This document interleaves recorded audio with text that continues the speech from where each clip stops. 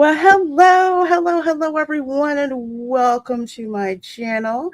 I'm Reina Creole, and I know it's been a while, but I'm back with Resort Recon Live. This is my in studio theme park show where we go over the latest and what's going on with respect to theme park. All right, take two. Theme park news. And also giving you guys plenty of tips and tricks to get the most for your money because let's face it, some of these theme parks out here, well, not some, all of them, you are not allowed to leave without a penny left in your pocket. So got to be strategic when you go to these parks. And of course, you guys in the chat, you are my co-hosts. You guys, I love the questions, the comments, and things that you come up with. So definitely, please do. This is an interactive show, so it's not like I kind of just talk and have my panelists up here and talk, and I don't involve the chat because I love the chat. I grew up in the chat, so to speak. So it's always great hearing from you guys. Lots going on in the show today. We've got Disney news. The coupons that they're coupons in quotes, coupons that they've got coming out. But let's face it, Disney is like the casino. The house always wins. So I've got a couple of things to make you aware of and a couple of tricks that you can try to actually make your trip a better experience despite some of the obstacles that are getting rolled out. Also going to be talking about Epic Universe. Of course, I spent spring break at Epic Universe, which was freaking awesome. So I've got lots of video, lots of stuff to talk about, and I just had a great time. So I'm going to share the good, bad, and the ugly about that with all of you. So let me bring on one of my co-hosts. Of course, my friends kind of drop in as we go along. We have got Tom F. How you doing, my dear? Good. How are you? Doing great. I'm kind of jealous that you went to Epic for whole spring break. I'm like, I was going to call you. Can you sneak me out one of those cones? Can you? I'll meet you at the gate. I was supposed to get one of those cones, and I didn't. I was too full from eating at Mead Hall. I was like thinking, like, do I text her go to the France Pavilion and go get me one of those caramel things? Well, you should have told your daughter, say, hey, you owe Tom one of these. You know what? That's true. Yeah, I should have said that. Speaking of things about Epic Universe, because I have to kind of turn him off a little because he's really, really chatty. And of course, this is one of the Lumas, of course. That is cute. He likes to talk. It's so cool because they're just like squeezy and fun. And then of course, if you get the other one, those are $35 a piece. Hang on, I have to put them in a simultaneous talk mode for a little bit. Oh, wait a minute. They'll Bluetooth to each other and talk? Yes. Yeah. Oh no. Yeah. They talk. My grandkids are gonna flip to see that. Oh God, help me!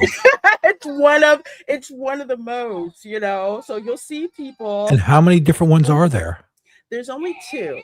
I'll say for right now, because who knows if they're gonna make more. But from the movie, they've got the blue one and they've got like the yellow one. And I told people, I said, if you get it, grab them while they're there. Especially with the Super Mario Galaxy movie. Grab them when you see them. They have them down at City Walk, but I would not be surprised if they eventually sell out. So they're $35 each. There's like 3 modes. I've only experimented with 2. One to turn it on. There's some other mode I don't know because I'm an engineer. I don't read the instructions. And the last one where you turn it on. It's not just you. Okay, I'm just like, we only time I read instructions is when something breaks so horribly wrong that it's like, okay, I had to mess it up somewhat. Yeah, that's why they have that acronym RTDM. Yep. Read the friendly manual. We had to change the F at work because Yeah. So I did like change it to a D. But yeah, there's that mode, and then the one where where they talk to each other. And me and my pessimistic self, I'm like, this isn't gonna freaking work. I'm like, oh my god, it actually worked. so it works better than how the droids react to each other, because I have those robotic droids from Star Wars, and it Hmm. depends on what personality chip you put in them. Hmm. It's supposed to Bluetooth and react to each other. Like if you put a First Order one and Rebellion one in the same thing, yeah, it's kind of hilarious. It's supposed to be, but it doesn't work that way. But that seems it works better. This works way better. Literally, as soon as I switched it on, there may be like a fraction of a second, depending on who switches theirs on first. But they constantly talk to each other. They talk to each other for a while. Then, if you squeeze one of them, it's like it reactivates itself, but chatters back. The banter is on point. So they're like $35 each. I of course I had to get both of them. You usually see people with both of them. One person's got one on one shoulder, another person's got one like on the other shoulder. And of course, if you run into another one, somebody else has one, and you have it in the talk to each other mode. Yes, they will pick it up and talk to That's hilarious. each other. It is. Secretly, they're sending everybody's bank account to space. Mm-hmm. Yeah, who knows what they're doing. I just want him to give me one of those Star Fox jackets because Loomis had it on in the movie. Oh boy, I haven't seen the movie yet. I got to go see it. We just been crazy. I hear you. It's such a cool movie. Oh my gosh, Bosco, hey, says saw the movie on Wednesday and they took my money, dude. They took my money for the 3D, and the theater was like 80% packed for a 3D showing. Two Yoshis and got the blue Luma. Hmm. Did you get the Yoshi popcorn bucket? I skipped out on that. I I said I think I want the. By the time I get to see it, there'll be nothing left to buy. Well, who knows? They might just have some. My luck, they'd have more of them, and I'm like, do I have room for a Yoshi bucket? Too. Okay, but yeah. At least the Luma works better than Olaf. Oh, you know what? I'm glad you brought that up, Dan. You mean melting Olaf? I'm melting. Oh my god! Actually, I think what happened was he got the news that the stock went even lower. Oh yeah, you think so? Maybe. I'm surprised. Engineering wise, I am surprised they didn't put a self balancing part in that. It's In a safe mode, it would just basically spin and keep it balanced. You know what yeah, I'm talking about. I'm I do. surprised. I'm surprised and not surprised at the same time because I think with this they also forgot the environmental factor Yeah. because they do all this in Imagineering in Glendale out in California, and electronics behave a lot differently in warmer, dry California than cold, humid, wet, like say Paris Paris, or the flooring, Orlando. the flooring's different there. It all Flooring's comes into different. effect. I mean, it's just a plain robotic. But that they didn't put a self balancing thing in it. It's kind of. Y'all, you got to see it. This is the other I angle love it. too, because apparently someone else was filming at the same time. Fine, he seems fine, and then all of a sudden, that, and there goes. You know what's funny? They're saying, "Oh, it was." The people are saying too much head movement, too much this. Oh my god! It just looked like the thing just said, "Nope, blue screen of death. I'm out." Oh, no. Yes, that's exactly what it did. Or the Everything just controller got interfered with by something radio wise, and it went to shutdown mode. I can't help but think about the ways this. Not to make fun of it, but I am. But yeah. it's like the way it just did that. It's like, wow, that was a hard crash. That wasn't even gradual. No, it wasn't like it shut down and it was just frozen, like in the Tiana T pose, where it's just Yeah. kind of okay, here I am, shut down everything and stay in one spot. Oh, no, no, no, no, no. Something went way, way wrong with this to Yeah, fall that over. I've never you know, seen a robot do that. I'm just like, I'm just thinking it's like, okay, I seen it the one angle and the other angle, and it's like, did somebody use a jammer? I mean, are they so cheap that they're not using a secure channel for it? I have so many questions. You I have know, questions. I I do too, and it wouldn't surprise me. I mean, compare this with, remember we saw and I haven't seen them and I don't know why Epic hasn't brought them back out. The Nightlight baby dragons, Yeah. the one that's based on the Boston Dynamics Yes. robot. So Yeah. we've seen that one, and that one's like on all, on all fours. Of I've course. never seen, if it did freeze up, they didn't show us, but this is one of the worst Epic. Wait. The R2D2 robot did the same thing. Now that I remember, I think it was a D23. It kind of recreated the scene with the Jawas, didn't it? Yes, it did.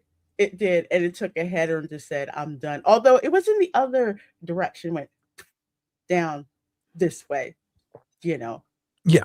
this either So another way. thing, a bipedal droid where they could have put a third leg, so the thing would just basically have a balance point.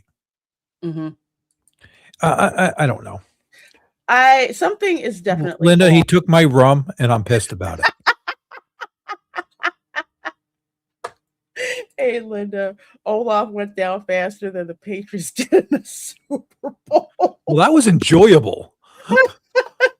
This is embarrassing on so many levels. This shouldn't And happen in a live thing the way it did. it, This it was its initial rollout there too, right? This was the first day that thing opened. this was the first day that they showed it there, because they did the road show where they showed, oh, this is Olaf, our new robot. Look at how amazing and great he is. But also remember, on very level ground, you Level, know, uncold. level, not cold, brick, elements, all that. I I don't think they even field tested this sucker, I just thought of something. you know. Their controllers, that thing was made in the United States, right? Doesn't different Um, countries have different assembled frequencies? assembled in the United States, Yeah, you and know what I yes, mean. Yeah. yes, Yeah. yes, So exactly. don't they have They're different frequencies for different parts of the world that are controlled for different things? For some of them they do. Like this here, yeah, I think they do. But look at this, like the cast member goes down first. Then I think we called this the Toon Secret Service. They I'm come. like, listen, it looks like she's trying to molest Olaf on screen. I'm just saying. I'm just looking. They've got the headsets on. These are the folks that they have the iPad, because it's, sorry to spoil it for y'all, but it's true. Everything runs through the iPad. So they have that going on. They have the communication going on. They pretty much know the health and the stats of this darn thing, and it just wipes out just like that. It's not supposed to do that. And with Disney's animatronics, it seems to be that they test it in the lab, but they don't do any stress They testing or environmental testing. the way that shut down, as I said, it's really, I would love to see what code it through, because there's a log. Oh, There's a log. there's a pull the audit logs. Yeah. Yeah, That's the because first thing you right do soon with as the it did crash. that, and that guy's holding the camera with the screen facing forward, which Mhm. is like, wait a second, why the hell? Unless they were FaceTiming to somebody, which some kid somewhere is now traumatized because of that.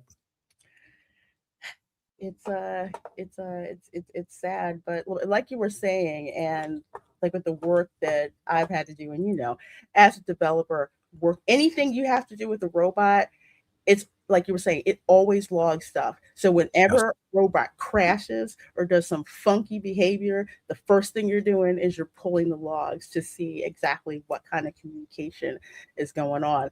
I think it completely stopped communicating. Yeah, that was a hard shutdown. Let's just say, it wasn't. Look at this. Yeah, well, that's the one part that worked right. It's supposed to fly off because it's magnetic. His nose is flying. I know, right? Theme park casual. It's so good Hey, to hey, see you Danny, you got here. see if you can intersect the nose next time it falls. It's just like that was just it. Y'all couldn't even keep the nose on. I just Be I have to think like that because and I'm pretty sure Tom will agree. and I don't It's like think she I was realized where she was grabbing the robot. no, I don't think so. I think she was It's just like, trying that looks to grab a really logistic thing. it's like, It's a shame. and I'm looking, it's like in the back, he's looking, the look on his face there is like, do you believe this crap? Listen, if it was running Windows 95, it wouldn't have crashed like that. The kernel's a little bit more stable. I'm thinking Windows 11 all the way. What's going to be worse, Windows 11 or XP? XP would be more stable. It's a smaller footprint. The code's easier to do. Windows, it depends. But they should be running some. I'm not going to say the name, but a Linux based control on this, Yeah, I don't know and what it should level. have locks and checks. That shouldn't happen. That's what we're saying. It's like it shouldn't, but it's like somebody cut some corners on some testing. I'm super hard on this stuff because I grew up in the engineering profession with those really old crusty engineers where they're just like, yeah, I don't think that's gonna work. You I'm know the like, wait, background. what? What? Real? They're like, nah. Just look at. They're like, bet on it. It's not going to work. And sure enough, it wouldn't. So every time that one crusty engineer started saying something, we were taking notes. Like, yeah, I bet you it's not good. He's going to be right again. You know when they get. Yeah.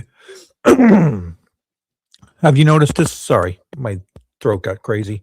Did you notice this with the newer type engineers? They don't expect failures. They don't really. Yes, They're so dead set. Oh, it's not gonna. What's your failure rate? Did you see what your crash rate is? Did you check how many cycles until this thing actually overloads and decides to say I'm done? You know, did you do that? None of them. They don't do that no more. they don't. I thought part of the fun, maybe this is just me being sadistic, but for me, a good portion of the fun in engineering is when stuff blows up and it doesn't work. And you learn so much more when Mhm. things don't work. So you expect it. That it's just You like, have to yeah, expect it to break. yeah, I'm expecting it, to break and not, There's a lot of and not project managers that do not not work. take that in consideration as a learning factor for a No, project. they really do not. They don't at all. So when stuff, anytime they're just like, well, we need to ship this. I'm like, well, it's not working because of X, Y, and Z. Well, we have a ship date. Okay, you have a ship date. So guess what? I'm going on record right now. Veto. You put this thing in production and this happens. Don't call me. Oh, Sure enough, I get a call. I'm just like, say it. I was right. there's the Right. thing. Right. Production and sandbox, two different worlds.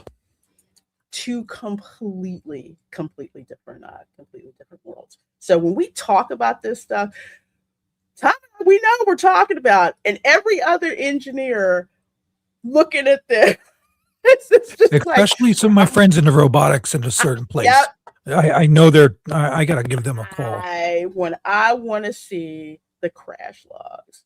That's what I want to see because I have worked with a bunch of robots who they go the other way. Don't do that. Don't do that. Ah, shoot, not stuck because robots do not just automatically like say shut down like that. If No, they do, something really went wrong because they go through a pre-programmed shutdown phase. It's like and 5 degrees. everybody's saying, oh, the head movement. Some people saying the head move, it's caused it to do that, and it got feedback in the wires. I don't think that's not going to take a very big motor to move those heads or the No, arms. no, I'm Um, thinking there's some kind of code that didn't work with the it was either a communication code or and it signal couldn't translate it. degradation. Yeah, it couldn't. It's like I don't understand what it is, so I'm gonna crash out. I've I had wonder if it robots has. crash out. Like, I think it's stuck. And I'm just like, man, now I got to get it going. I did and had to like reboot it from scratch, I which have was an odd like idea. even more You know, annoying. what if they have oculars? They have sensors in it, like an IR sensor in the eyes, and whatever that person was showing on the phone, they didn't take in consideration that these phones have IR blasters in them. What if it's just a sensor that that just made me think of that, because she was holding that phone up, or that person was holding that phone up, and it did that. So Austin got ransomware. Yeah. I don't. Yeah, it This is the could questions. be. I can't help it. I can't help it. No, It's but those are the kind of questions, that you would ask. Because a similar case, not exactly, but it's close enough. You notice when streamers mainly go to the Magic Kingdom, our signals wind up getting screwed up more often than not. Doesn't really happen in the larger parks as much, but at the Magic Kingdom it does. Smaller area, all these animatronics now they're communicating on Wi-Fi. When you see WDTC, yeah. that's their Wi-Fi that runs all the animatronics And you don't know if they're doing mesh band, tri-band. Well, I'm talking to people who don't know yeah, you what don't and you what the don't bandwidth know. limitation is. But So basically, what it is, it's just like your communication is getting in the way. Yes, this is even if you're on 5G. So we're gonna have to jam you. That's pretty much what yeah, happens in layman's terms. Let's see. Hey, Goofar35, did they test it on a slightly slopped ground? My guess is no. they didn't. There's a whole bunch of fail here, They're and so they got to have at least a wild guess. They got to at least have 4 or 5 of these things. yeah, they've got more than one. They've got more So than this one's one. probably retarded and being looked at real hard. Yeah. So because usually when you notice when they bring out, like, say, to show people, oh, here's Olaf, it's usually a very even surface. Even at Galaxy's Edge, it's flat for the most part with a little bit of graveling, so those little robots kind of walk around. But with these different surfaces, again, and with the environment, stuff needs to be field tested. It And could this have been a robot one-off. I don't shuffles. know. It doesn't really walk. It shuffles. Yeah. So that's different. It's not like an Optimus where it's walking on 2 legs and has counterbalancers in it. I don't think they went that crazy. Test your stuff in the field. Yeah, Izzo, exactly. That the field test is the most fun thing to do. Mhm. You find out what Just you don't know do what it in public. Make sure it's yeah, quiet, you or you things take like it, this happen. you take it over to the side. Look at me thinking I can build a better Olaf with the limited lessons I've been taught. Aldo, you're not that far off, man. Seriously. Yeah, yeah. Seriously. You I could mean, probably talk to Grok and get one to do a better some interesting coding, because chances are that's what they did. this is just me, but when I took my first computer science class, okay, the professor was basically like, "Yeah, I'm gonna grade your project, on a professional scale. I gave you, the parameters of what to do, but you don't take into account what I'm going to do to test the robustness of your code." So I would always write it as if it needed to be an act of God to screw up my code. Like somebody pulled out the plug, lightning struck the server, or something like that. But you put in some garbage code or garbage input, it wasn't going to keel Garbage over in, and die garbage like out.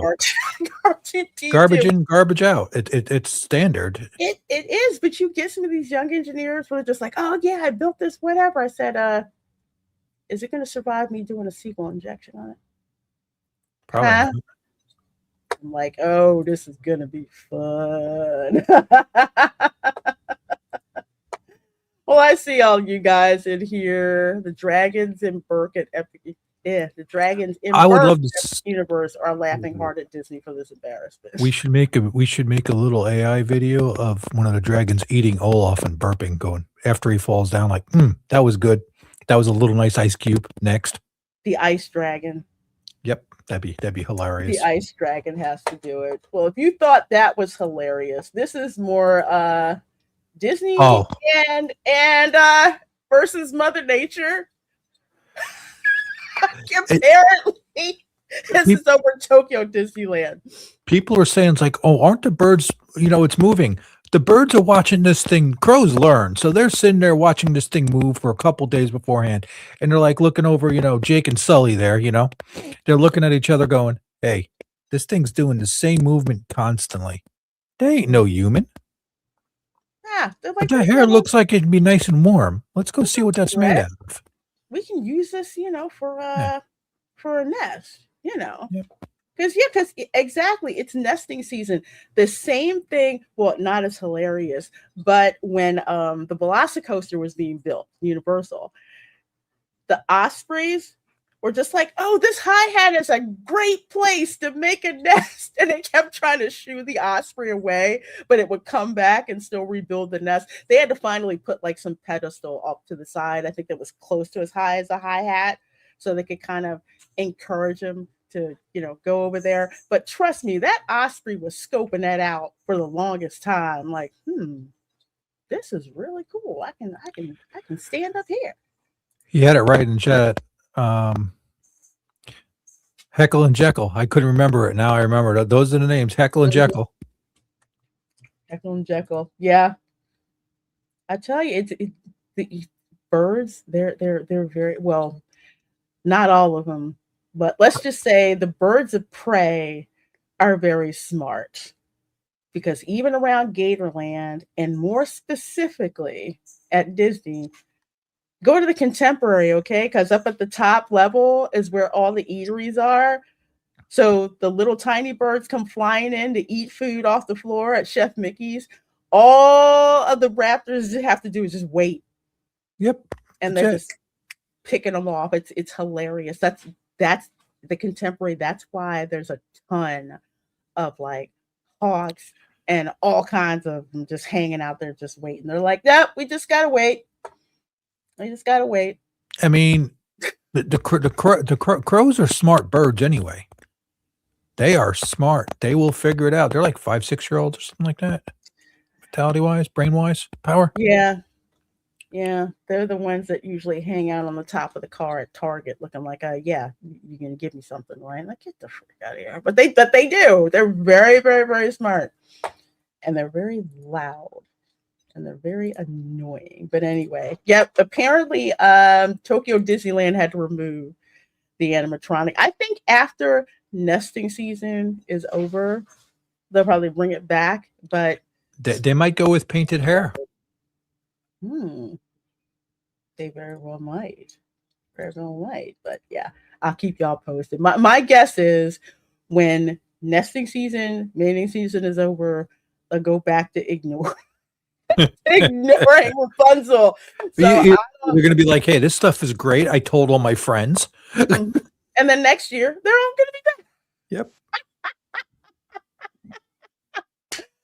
Well, folks, 51 of you I see coming in here between YouTube and X. I see you over on my channels, over there on Tom's channel as well. Please do hit that like button on both of our streams and share it out. Definitely subscribe. And even if you think you're subscribed, go check, because people I know, they've been getting unsubscribed from my channel. Has that been happening to you, Tom? Yep, in a couple of channels. Yeah, I was like, wait, I know I was subscribed. Why am I getting this guy's feed? And I go look and I'm off. I'm like, really? And it was somebody I was modding for. So yeah, it's happening. Thanks. Nuts. Absolutely nuts. But this is coming to us from Pirates and Princesses. What do you want?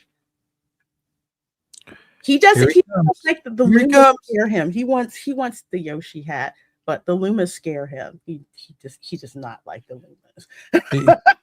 I'm used to seeing Professor X there. All of a sudden, I see the Stitch, and I'm like, wait a second. Yeah, Professor X doesn't really come over here. He'll sit down at the bottom, but Stitch is like, he lost his throne.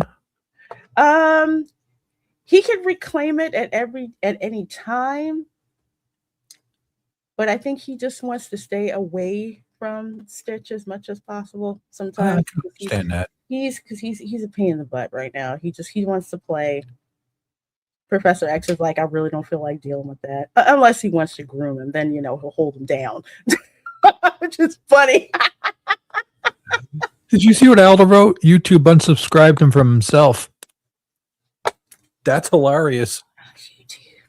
Feed your server hamsters, YouTube. Same. Okay, well, coming to us from Pirates and Princesses by Geeky Sparkles over here, friend to the channel, is Disney desperate after 2 p.m. discount tickets released for summer 2026 at Walt Disney World. Is Disney desperate? Yes. Like I've always said, when bookings are soft and attendance is down, Disney starts rolling out the coupons. But 9 times out of 10, you have to watch that because, they may be lowering the price on one thing, but you got to read the fine print. And this is one of those where it sounds like a good deal, but it's not. What's my number one rule for getting to the Disney park so you do not have to use Lightning Lane? I don't know. Get there at the butt crack of dawn. True. It sucks, but you get there early enough, you can do a bunch of stuff before 12. Me and Linda rope dropped a lot back when we used to go to Disney. Yeah. You rope drop, exactly. You rope drop, you get there, you get the coffee. There's a Joffrey's right there between I missed that the most. And the monorail. You can get your coffee, you can get your donuts, get that, get to the park. The parking transportation opens up an hour before the park does. So the park opens up at 8 a.m. The parking plaza opens at 7 a.m. Yes, you can queue up at the parking plaza in your car. You can do that. It sounds crazy, but here's the difference. If you're in the park by the time it opens, and sometimes it's a soft open, they'll let you in. Like you're in, I think, up until where the castle is. Like you're not allowed to go into any of the other lands unless you got early entry or something like that. But you're in the park. If you're in the park by 8:30, do you know you're ahead of like 5,000 other people? Yeah. That's something to keep in mind. But what also happens in the summer, every summer, usually between 2 o'clock and 5, thunderstorms. Like clockwork. I Like, usually said, work day. I took the bike to work. I was like, "Oh, you gonna leave at 3 today?" No. I gotta wait till after the storm. What? Yep. Yeah. It's like clockwork. Yep. Gotta wait. June starts sometimes May, but mostly in June, right? Yep. Mm-hmm. You're Yeah. And this is for, this is for in the summer. So Disney must be getting worried their theme park attendance might be dropping. Yes, they are. Besides putting out 4-day Walt Disney World Park tickets starting at $100 a day, free dining, which is not free because you're paying rack rate, full room rate. Free dining is never free. You're paying. So you're paying the full rate room on that rate. Free dining for kids. Well, kids being less than 10 years old, and you've got paying parents, so they're making up for it anyway. Wait, so if I go with you and I shave my head and my beard and I act like a baby, can I get free dining? Just saying. You might get a free trespass notification. Probably. Hey, as long as I just wear a dress and say I'm there to work at the Bippity Bop Boutique, they'll give me okay. I'm fine. You know what? Yeah, knowing them, they probably would. Steep hotel discounts. That depends on what hotel, because the value resorts, you are not going to get that much of a discount. The highest discounts are going to be at the highest priced hotels. We're talking deluxe. And now they're offering special tickets for park entry after 2 p.m. This is not a deal. Okay, this is not a good deal. From May 26th through July 29th, Disney is offering theme park tickets for entry after 2 p.m. You must purchase a 2-day or a 3-day ticket for this offer. It's not a park hopper at all. Can't park hop. Ticket must be used within 4 days of the selected start date. That's for 2-day, and 3-day ticket must be used within 5 days of the selected start date. Universal does the same thing. So when I got my tickets for Epic Universe, I got like a 1 park per day ticket. I think it was like 3-day ticket. I used all 3 days at Epic Universe, but it starts with, you pick your start date, and then it's valid for 7 days past that start date, so you use it one day and then decide 2 days later to use another one, and 3 days later to use another. Same deal. So that's not an issue. But what is an issue is it's really not a good deal compared to the regular tickets that you would buy. So here, this is 4 park magic ticket. Again, 1 ticket per day, 1 park per day, $99.75 per Still day. $400. Yeah. So you get in. Here's the thing: you get in the butt crack of dawn. Let's say if you're there from 9 o'clock to like 2, that's like 5 hours that you're in the park ahead of time, ahead of everyone else, getting your stuff done. You do not want to show up at the park after 2 o'clock. I don't know what it is about 2 o'clock.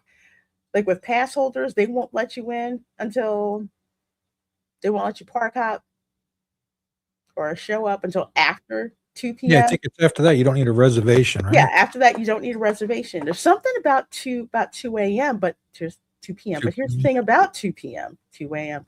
Ooh, I'm thinking extra magic hours.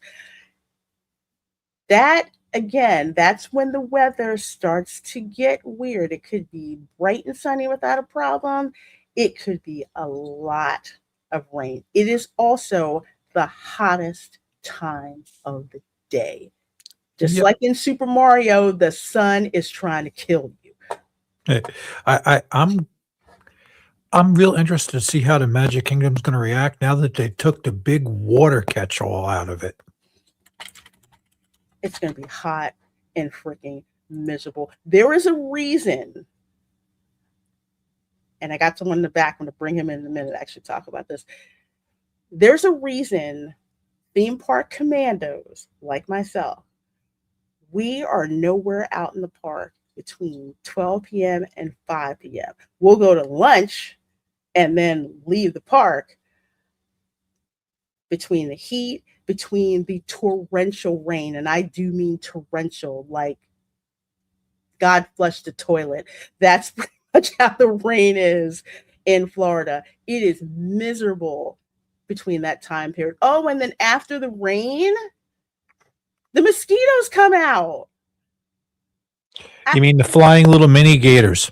Yes, the flying little mini gators. It's just it's a mess. Like that time between like dusk, between 5 and 7. Yeah, they're ready. Granted, you won't really get bit that much on Disney property. I will always get bit. So hashtag not sponsored, but they're making it again. So I highly suggest that you get it. Bullfrog, SPF 50 sunscreen, and insect repellent. I put this on, I'm invisible. Mosquitoes like me. Off is like orange juice. It doesn't really work. Hey Ron, how you doing? Good. It's been a hot minute. Like I was saying, my stupid X messages, they don't get to me the way they're supposed to. Why not? I have to go. Like I don't get notifications, and especially on my. I'll go to X. I'll have notifications. I won't have any notifications on messages, and I forget. I have to actively check. Whatever. Yeah, that's one of those. I had to uninstall X and reinstall it to make it send me messages again. Go. Maybe I'll on the Android phone at least. For some reason, it just it decided to check out on that. So they're offering a discount after 2 p.m. Discount after 2. Is that for everybody? Is that Florida residents only? This looks like it's for everybody. Florida residents, it's a separate offering. They have like separate pricing. But yeah, this is for everybody. and it's not a good deal. And granted, you don't require reservations, but then again, as pass holders, we don't need reservations after 2 o'clock, and it's the most miserable time of the day, really. The only reason I'd go without a res is if I wanted to go to Epcot and maybe eat at Spice Road or someplace like that. Now that would make sense to do that, but it's like the price difference. I mean, $400 to go 4 times. That's not even including your dinner. If you're a pass holder, it's a total different thing going after 2 o'clock. You know, go 4 o'clock, 5 o'clock in the evening, go have dinner, and then go home. Yeah, I can't see. I mean, you're right. It's kind of like, why 2 p.m.? Why didn't you make it noon? Why didn't you, are you doing half the operational hours? The 2 p.m. thing, to me, that even only made sense when there were rides that you needed to get the what did you call the pass for the virtual queue? Okay. Because if you remember the virtual queue, they did that thing where they released one in the morning and released one at 1 p.m. But they don't have virtual queues for anything anymore. They just have the stupid lightning lanes, which are I have never bought a lightning lane. To this day, I'm good. I still have it. But what I have done on several occasions is say, hey, you have lightning lanes. I'll meet up with a friend in the park. They're on vacation, so they bought a lightning lane. Like, let's just try this out. The last time was for Soren. Oh, I got a lightning lane for Soren. So he hits lightning lane. I go through the gate. Guess what? We end up exactly at the same meeting point. I'm like, it's and there are times when I have gotten in faster than the lightning lane. There are probably times at like maybe Christmas season or the height of spring break when some rides are worth getting the lightning lane for, if that's you're coming from a long distance and you want to ensure that you get on that ride. Other than that, though, I mean, like, I won't. I just won't do it. I refuse, based on principle of the fact that for 30 years, 3 decades or so, they offered Fast Pass for free, and I'm like, I just, not free but complimentary with your entrance. And to me, it's just like, that's just ridiculous. And it was a very fair system. It was just like, we have a certain amount of Fast Pass tickets, physical tickets. When they were gone, they were gone. Usually someone in the family, was the runner. You could have like 3 different passes. Okay, it's a time, go ahead and get it. But when distribution was over, distribution was over. But they've monetized this whole thing. And like Ron, it's like, I will not do it on general principle. You have never seen me ever use a lightning lane, because they're preying off of your FOMO. Like, oh, if we don't have this, we're not going to be able to go. And even if you get a lightning lane, it does not guarantee that the attraction is going to be up and running. Rise of the Resistance, where you can actually freaking use it, and it's just, it's again, they're preying off of your FOMO, and you always have to keep this in mind when it comes to Disney. Disney's objective is to separate you from your money as quickly as possible by any means necessary. So you're telling me they should change their name to BMW, which stands for Bring More Wallet.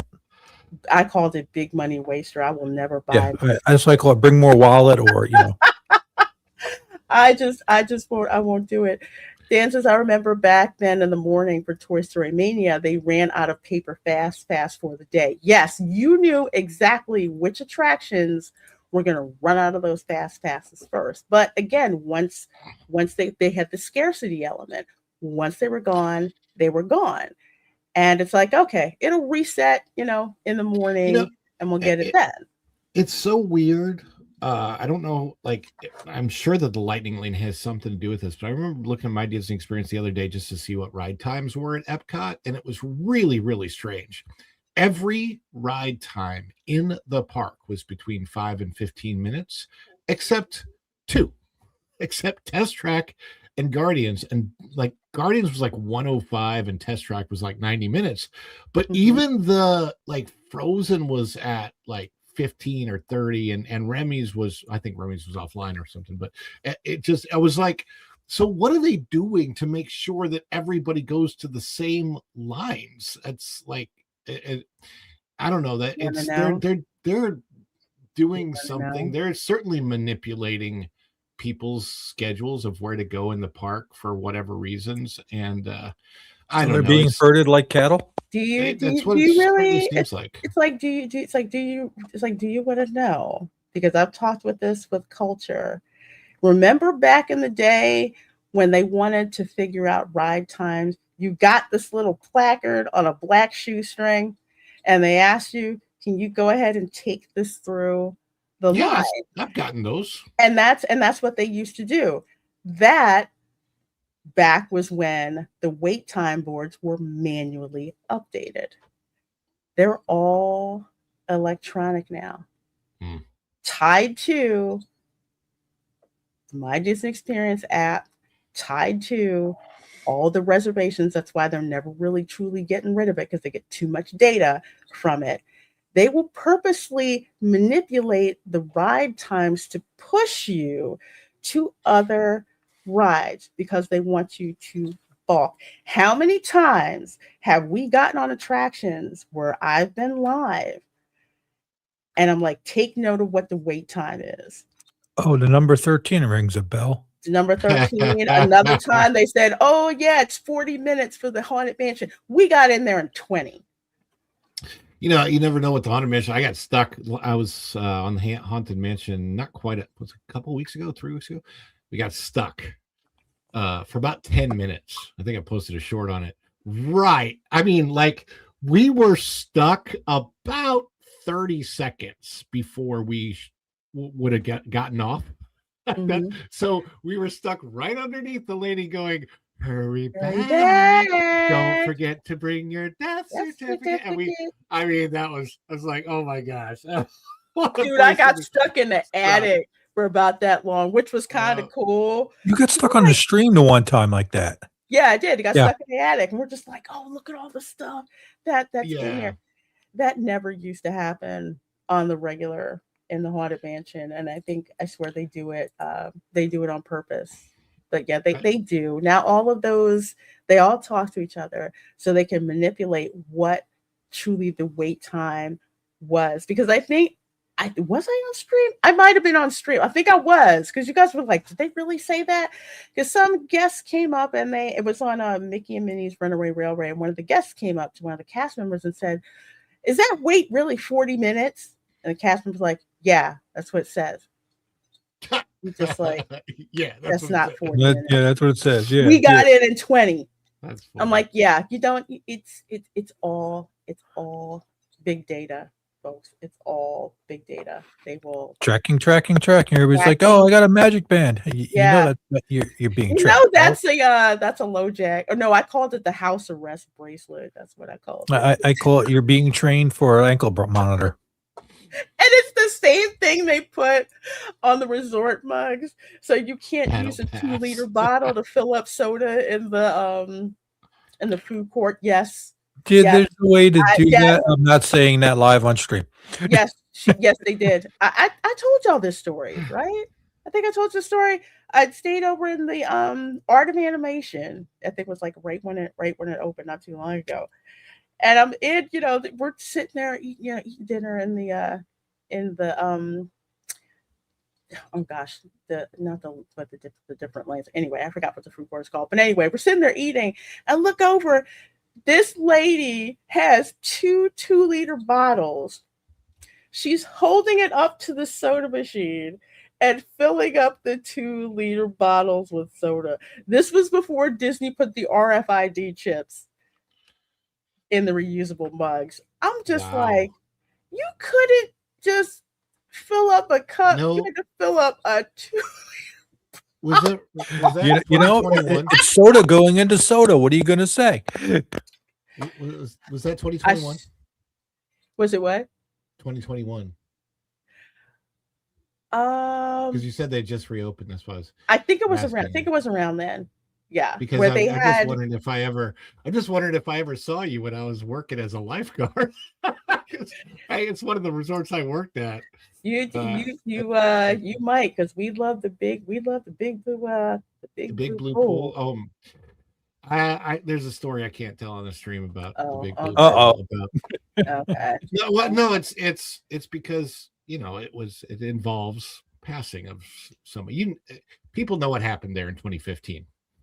Okay. Okay. Connections has a freestyle one, no chip required. Yeah, they do.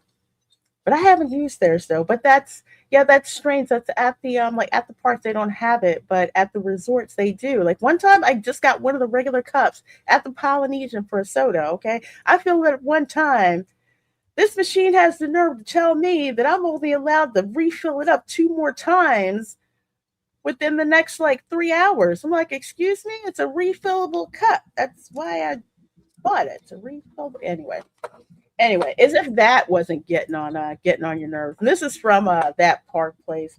I had to talk about this too.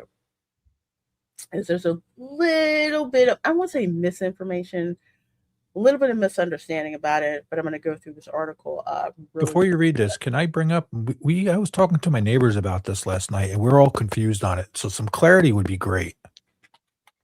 Well, I'm here to provide it for you because hopping to the resorts from Disney Springs is one of the things that I like to do. And as a matter of fact, there was one time where myself, Tom, Linda, and Dan's Life at the Kingdom, we took the bus from Disney Springs to the Grand Floridian because we wanted to see just how much of a bar they turned first floor. You mean the Grand Bar? I call it the Grand Bar Floridian now. The Grand Bar. Almost the bar. Can I get a beer with my baby carrier? Yeah, I need to get my drink on, It's 10 a.m. I haven't had my mimosa with extra rum in it. Mm-hmm. It's 5 o'clock somewhere, but anyway, this is what's going on. So Walt Disney World now requiring hotel reservation for bus service to Disney resorts from Disney Springs. So a new policy quietly rolled out at Disney Springs is turning heads and raising eyebrows as Disney tightens control over its transportation resort bus service system during one of the busiest times of the year. Now, I'm personally used to parking being restricted at the Magic Kingdom resorts, also the Epcot resorts, when there's high demand periods like Easter, Christmas, 4th of July. So I'm used to those kind of restrictions with regards to parking. This is the first time that I've ever heard of bus service being restricted. And even though it's maybe temporary, I wouldn't be surprised if it was made permanent. So let's see here. According to recent reports, guests attempting to use the Disney Resort bus service from Disney Springs to on-property hotels are now being required to prove they actually have a valid reason to be there. And no, just wanting to look around or grab a quick bite at the resort won't cut it anymore. So what if you make a reservation at one of those resort restaurants? Are they going to take that in consideration? Yes. So I'm actually going to, it's actually by the way, down at the end. If you did that, it would not make sense though to park at Disney Springs, because if you actually have a reservation, you just park at the resort. So, yeah, because the resort gives you do they let you park for free after you show a receipt, or how does that work? When I've gone, they actually know, like at the resort, that you have the reservation, and they'll just bring it up. They'll look at your driver's license, what's the name on the reservation. Mm-hmm. Last name's Bradley, first name Ron, and they look it up, and they're like, oh, there it is. Mm-hmm. What I've had trouble with parking at the resorts before is, let's say I get there 2.5, 3 hours before the reservation. And they're like, well, you're really not allowed in until 2 hours before your reservation. They do that because also you can't cancel without a penalty at that time. So if you cancel your dining reservation within 2 hours, they will penalize you $10 per person on your reservation if you cancel it. There are it's with the 2 hour mark, it's hard to get around it now. But what bothers me is like I'll say, hey, I'm going to the beach club and I have a reservation Cape May for dinner, and I want to look around the beach club for a little longer than it takes. So there, I've had, and this personally, my opinion, Lorena, Tom, you can tell me if it's any different for you, but my experience has been that it's always up to the individual security guard working at that gate. That is 100% correct, because I've never been issued almost never. There was one time I was issued a 3-hour pass. There were other times where it was just like, oh yeah, after they check my reservation and everything, whether you give them your name, you pull it up on my Disney Experience, like, yeah, just go over there and park, and they just tell you where to park. And I was never given a time limit. But you're absolutely right. It depends on who it is who's working security. They can enforce that 3-hour rule if they choose to. But 9 times out of 10, I've never gotten that particular rule. But also, here's another thing: your day maybe started at Disney Springs for whatever reason, and it's just like, oh, guess what? We have a reservation at the so and so restaurant. I can't believe we managed to score this. Let's get on the bus and go over to the particular resort to do that. So, not surprised they're doing it during Easter, but here's supposedly what the criteria is. So, before boarding a bus, I have to pray for the transportation cast members. We were kind of saying that when we took it over to look at the bar temporary. Mm-hmm. We were kind of talking, what if they try to monetize this? We did talk about that. Yeah, I totally forgot. And I'm like, they're doing this as a free thing, and if they're cutting back and everything and losing money in different places, they're gonna try to make that up with different services. This could shoot them in the foot, though, because this entices people to go spend money in other places, go check things out, and then they want to go back and do that. It's like a free. It's kind of like a dealer giving you a little taste, and Yeah, because another thing I'll bring up actually is it could also be a security thing yeah. as well. Especially, we all know Raglan Road. Sometimes there's a lot of bad behavior that's going down at Disney Springs, and there's not a price of admission to Disney Springs like there is if you want to park at one of the parks, so to speak. So that could be part of it.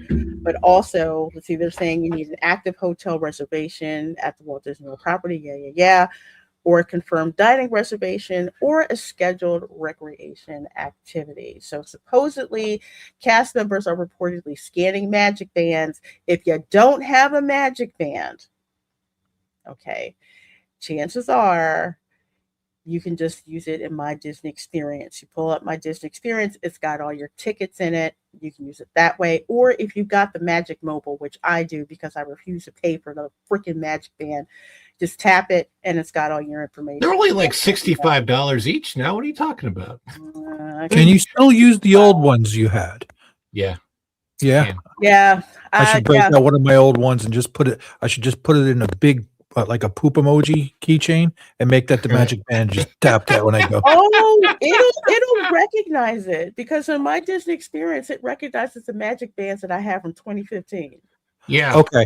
So I have those old ones like that. If I ever want to go for the day, I think I'll do that run, and I'll get a poop emoji one for Magic Band holder, and I'll put it in there. We can walk around putting poop on the plate. Yeah. Mm-hmm. What's so funny about that whole thing is if you have this reservation or whatever for whether it's a fishing excursion in the morning or or a boat, whatever it is, you can park at the resort for that. So it would be pointless for you to park at Disney Springs and take a bus over to the resort. I haven't been over to Disney Springs to check this out for myself.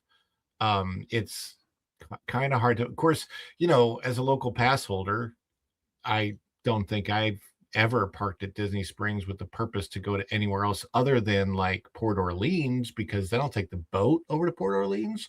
But as a pass holder, I can always park for free. And I mean, I only have a Pixie Pass, but I've never had an issue on the busiest days still parking at the parks if I want to. So, But I then don't again, think they. it also just depends on what your particular plans are yeah. for that particular day as well. So it's like I agree, as a pass holder, you could pretty much park wherever you want to park. Disney Springs parking, kind of a pain in the butt when the place is I go to the orange, and I like the top orange because nobody likes to be on the top. Oh, And I like to go to top too. Yeah, Tom, you but there's remember also the day, chargers there, so yeah. last time I was at Disney Springs was I think that day that I was with you, Tom. Yes, that we had well, dinner. we met up at the dinner. Yeah, Yeah, and that day, that was crazy. It was nuts.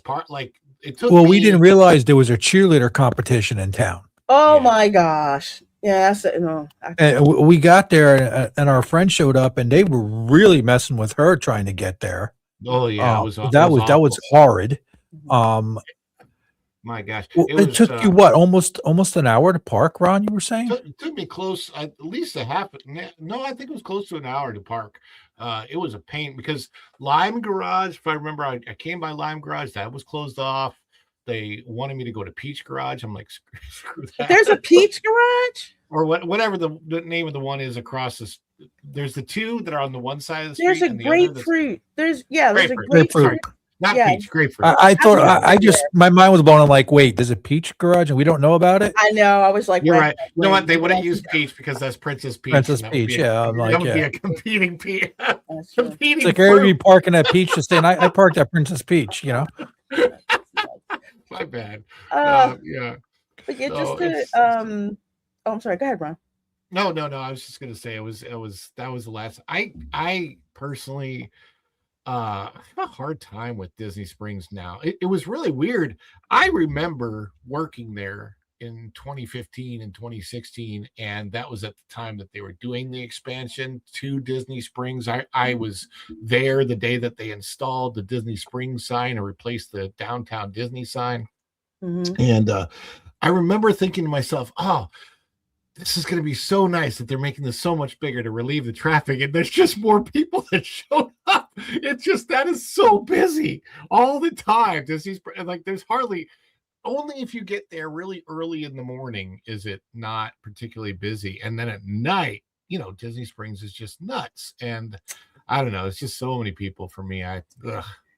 It's really peoply in the evening. It's just the nature of it. There isn't an admission Saturdays are worse to get to it. Saturdays and Sundays are worse. It's always been that way with Disney Springs. But there's this tag, why is Disney doing this? To be honest, this didn't come out of nowhere. I think it's something that they kind of maybe had guest feedback on. And again, high visitor period, high crowds have probably tried it. So for years, guests have used the Disney Springs as a workaround. Park for free at Disney Springs. That is true. Hop on a bus to a resort. That is true.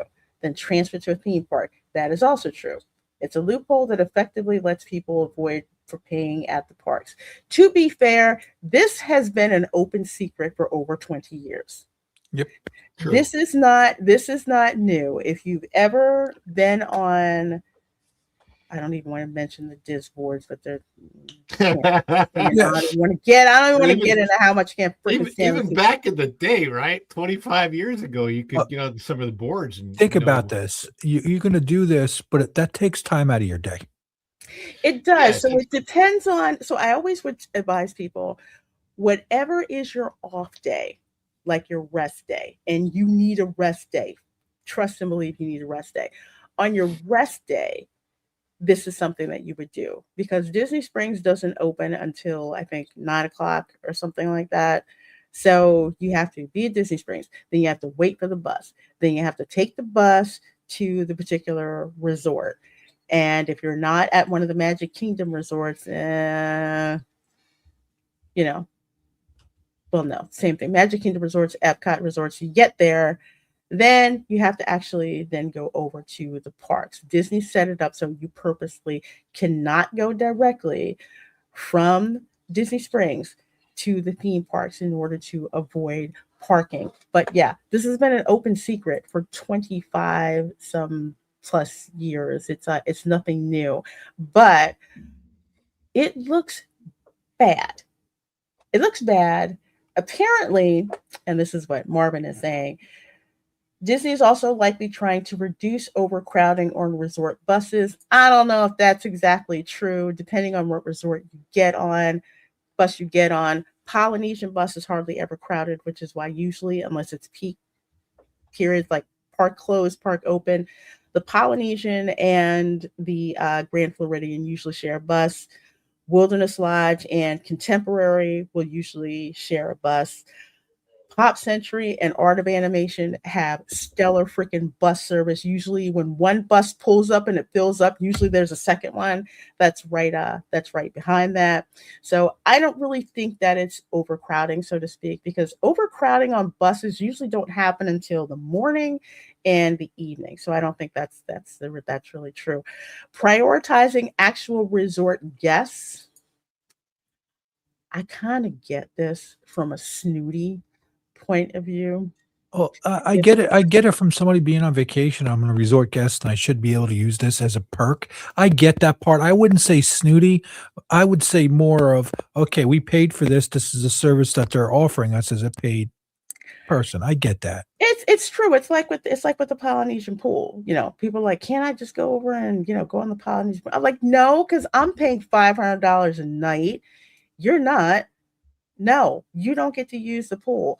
The trip I took in 2018 to the Grand Floridian, it's like the resort was overrun with people, but people would go there for the gingerbread house, which would make sense, but I could hardly get to the main building because it was so full of people. So yeah, I call it the snooty thing, but in reality, it's like, hey, I want to get what I pay for. Same thing, even if I was, Art of Animation, I paid. The bus should simply be for resort guests to get back and forth from my resort, and free up parking at Disney Springs during peak demand. I I don't don't. know about that one. It's always been an issue with parking at Disney Springs in the evening on the weekends, and they've got Especially if they free have garages concerts. and flat parking. Yep. Yes. Especially if they have concerts. What I see next, them starting to charge for parking at the Springs.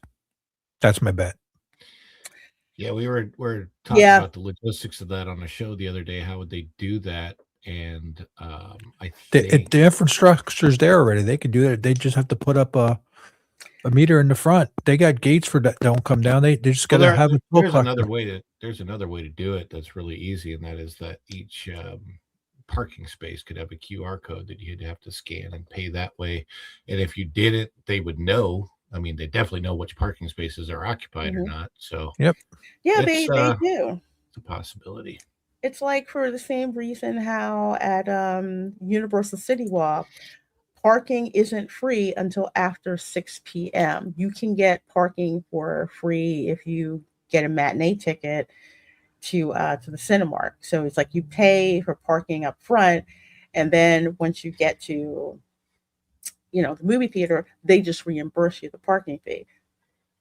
But in general, after 6 p.m., it's free to park at City Walk. Disney, Do they reimburse you for Prime on that, or is it just regular? I think it's just regular. Okay. Maybe prorated for Prime. That's one of the reasons why when I went to see Super Mario Galaxy at Universal, I went to the 8:30 p.m. showing. Okay. So I wouldn't have to, because I don't have my annual pass, I wouldn't have to pay for parking, but I did that on purpose. But even if I came during the day and I had matinee tickets, I'd still get reimbursed for parking. Hey, by any chance, did you get the survey, Lorena? The Universal survey? Tom and I both got a Universal survey about Epic Universe passes. Yep. I'll have to check that because I'm not sure if I did. I haven't been checking my notes.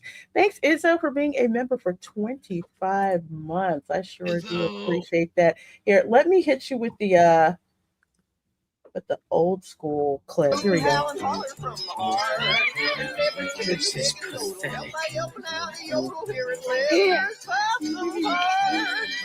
Join in, folks. It's yodeling time.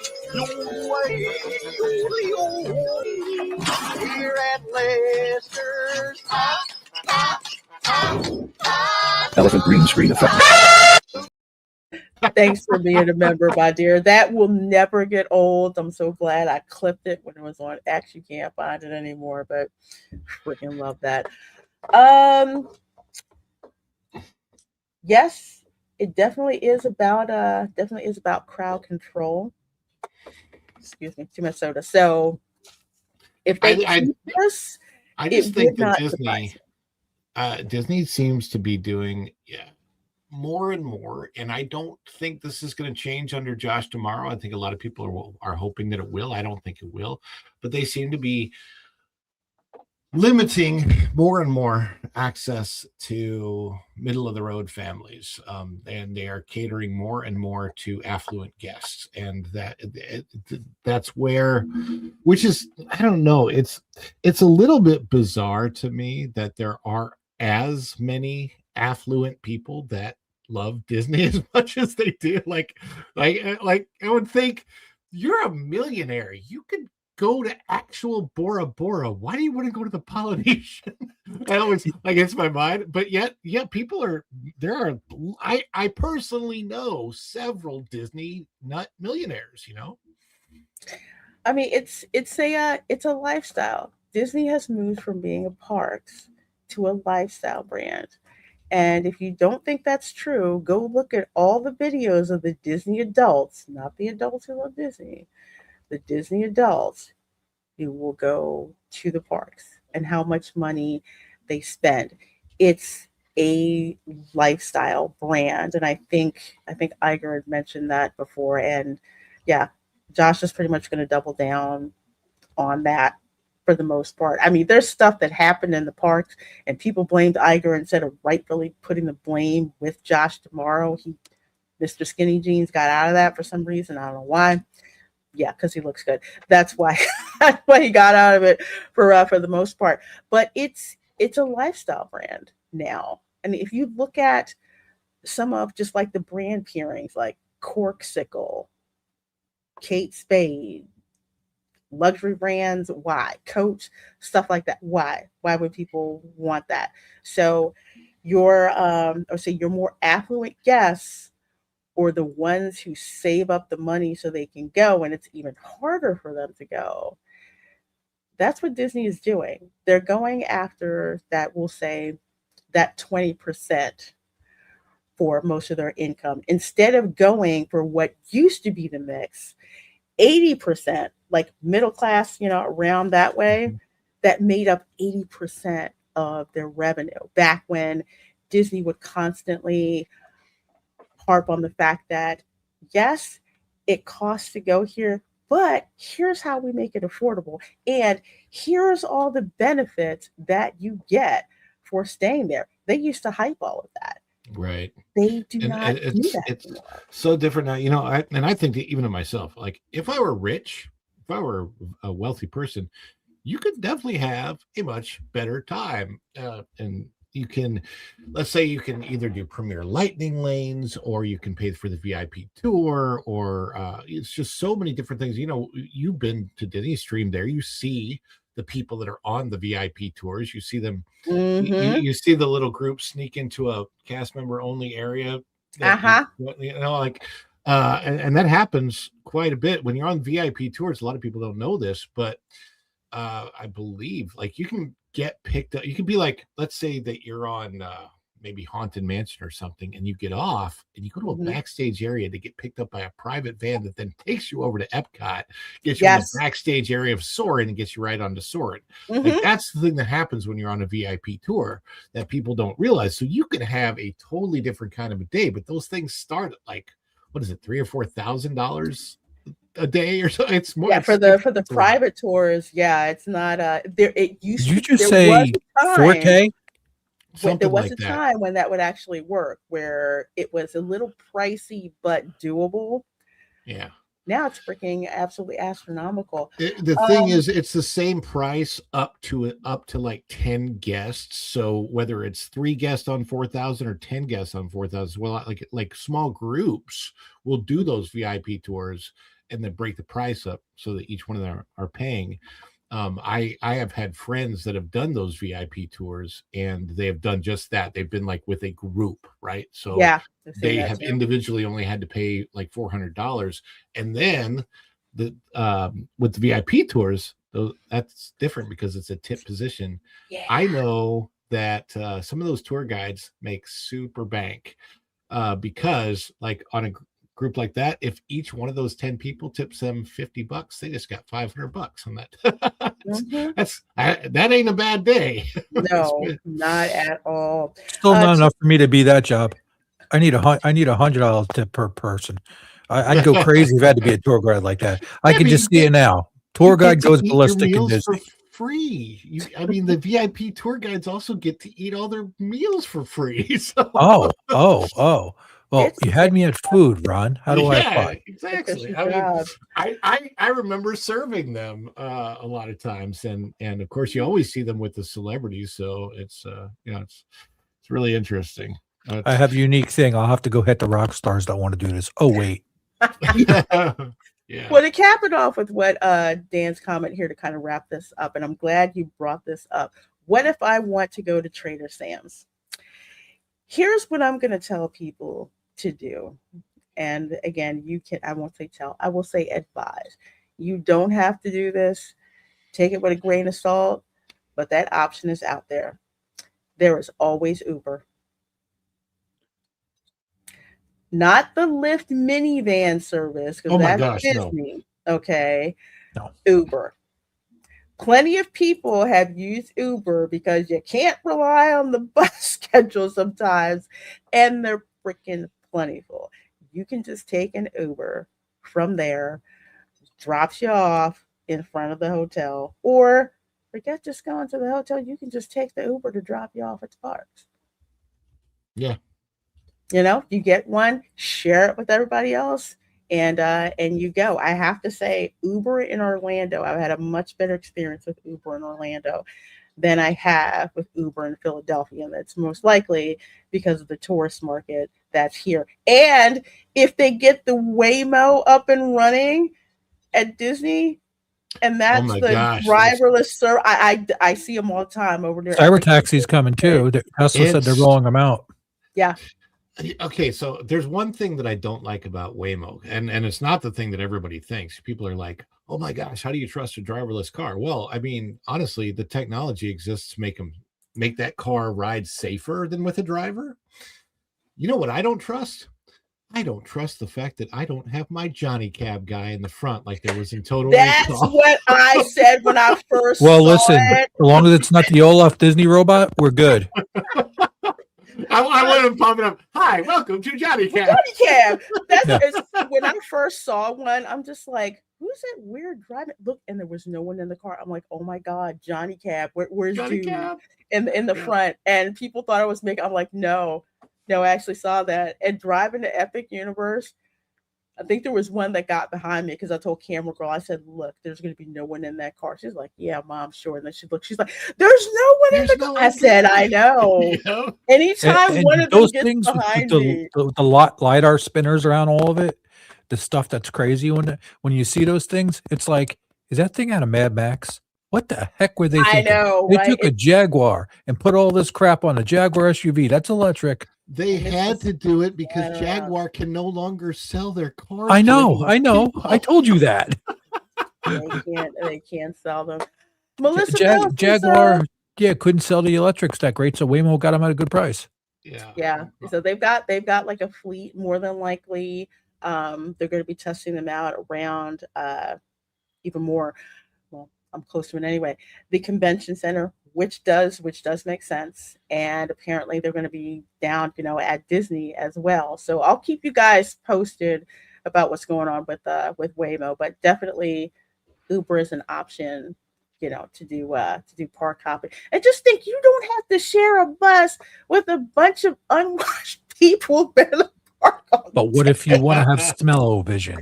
Come on. no, we don't really want that. Melissa Bell says, "Hello, see, my family just did an 8-day trip to Epic and Universal. Oh my gosh, why do streamers seem so negative about Epic? Probably because Epic isn't handing out cupcakes. Remember, That's true. remember my line, okay? What's my line? There's cupcakes at Publix, okay? And I really think you have some Disney influencers who are so stuck on the Disney box that they can't see that, what, Disney brand is not what it used to be. People are not Yeah. paying for it the way they used to. They do not see the value. Meanwhile, you've got Epic Universe. Let's see, pricing. How much did I pay? I didn't get the one for 7 days because it was the ticket was valid for 7 days, but I think you could visit like 5 times or something like that. And I think for an adult, it was, I want to say, like, was it $600? I think. And I think it was a Hopper too, as well. But I know I got one where it's like a 3-day ticket because I didn't have a whole lot of time. So for a 3-day ticket, one park per day, I think it was I think it was like about $500 for that.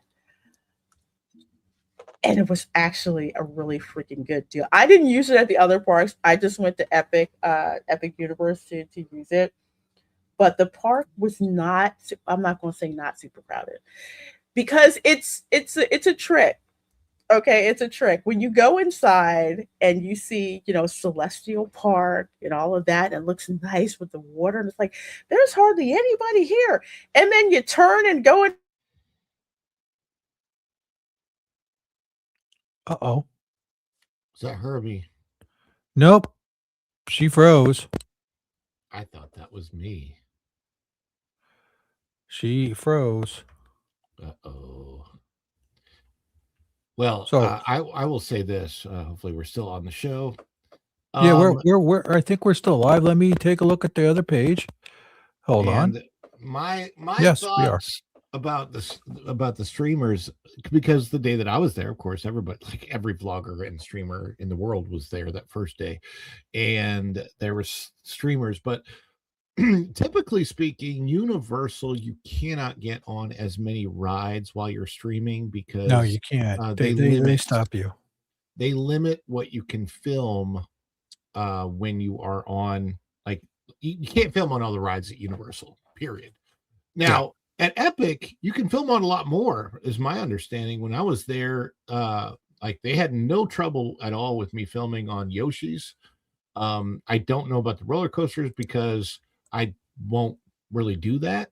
But You know what? People are doing it with those glasses, or they have a little cam they put on there. They have a little cam they put like here. right. And I just remember I was streaming one time and I was on Guardians Cosmic Rewind, and I was holding my gimbal like tight against my oh chest. no, I was like, oh dear Lord, please don't break. And it was like, you were doing this. Yeah, it was. Yeah, that was so. My gosh. Anyway, it worked. It was fine. But I'm like, I don't think I'm ever going to do that again. And You know, I wish I was there. I could have filmed you doing that. That would have been hilarious. that would have been very, very funny. But as far as streaming, I mean, I think Disney streaming has become like a brand, a thing. Like, so many people are doing. Like, here's what I learned from streaming in the parks myself, is that I personally, I will still stream from time to time in the parks, but the YouTube algorithm loves it if you're a park streamer, if that is literally the only thing you do. Yep. So the Disney park streamers only do Disney parks because the YouTube algorithm loves them for that. It's a thing. And you won't see Disney park streamers doing much of anything else. As far as Universal is concerned, there aren't as many Universal park streamers in general. So I think that people, I think it's more of a YouTube algorithm thing, honestly, than anything else. I'm Yeah, yeah, she had a cold Olaf. She's so saying, that's funny. I'm thinking, Ron, maybe I should start changing that to Universal. I do have the pass and I got a gimbal. Maybe I should start doing You that. should stream there, I think, because there aren't as many people and it's a less crowded space for sure. I will just tell you that my own personal feeling on streaming is I've done a number of streams from the parks and from the resorts, and it's just something that I personally found that I am not having as good of a personal time being there if I'm streaming. So like I'm doing things for the audience, and that's fine and that's great and all that. But You had a cold off, but the question is, did the computer fall over or did it stay standing straight up? It stayed standing straight up. It was just like, okay, you have me doing too many things for too long, right? So you was it a browser hard crash or was it an actual kernel crash? I think it was a kernel crash. It was not the blue screen of death. It was an instruction thing where if it was a kernel crash, have you ever considered switching over to Popeyes? Ron, Popeyes is going bankrupt. Ron, the Popeyes in Tesla closed. Okay. Yeah, it's just. But I thought people loved it. It was open and it was gone. I never got my chicken. Funny. I'm so mad that Lorena knows this because she knows what I'm talking about. I'm still really mad that our PDQ changed to a stupid saucy. Yeah, I saw that. I'm like, I'm lost on this one, guys. Because we live not too far from each other, and we have a PDQ. We had a PDQ in our neighborhood, and that chicken was really good, like reliable. I would say 95% of the time, especially when they actually had zucchini fries, which were really good. And they went out of business at that location, and they have now reopened as a saucy, which is like a knockoff KFC. I've never heard of saucy. I am kind of like, if I seen that name, I would really stop and wonder, going, what are they exactly selling? It's like, am I going to go there and have like a bunch of different sauces with French fries to dip them in, or what the hell is it? I didn't know what it was either until I looked. I'm like, what the heck is a saucy? Yeah, I had no idea what the heck a darn saucy was. But it was just an instruction crash. But yeah, unlike Olaf, mine didn't fall over. It was just kind of like I was wondering, maybe Stitch came over and pulled your wires out. You know what? He knows better than. And you're sitting under there chilling, aren't you? Well, who knows? It could have been. who knows? So check your badness level. It's actually pretty good for today. But anyway, over here at Epic Universe, when you go in, the way that the park looks, it hardly looks like there's anyone in Celestial Park because of the gorgeous landscaping, the moving water, all of that. Why the heck is Discord starting? I don't want to talk about it.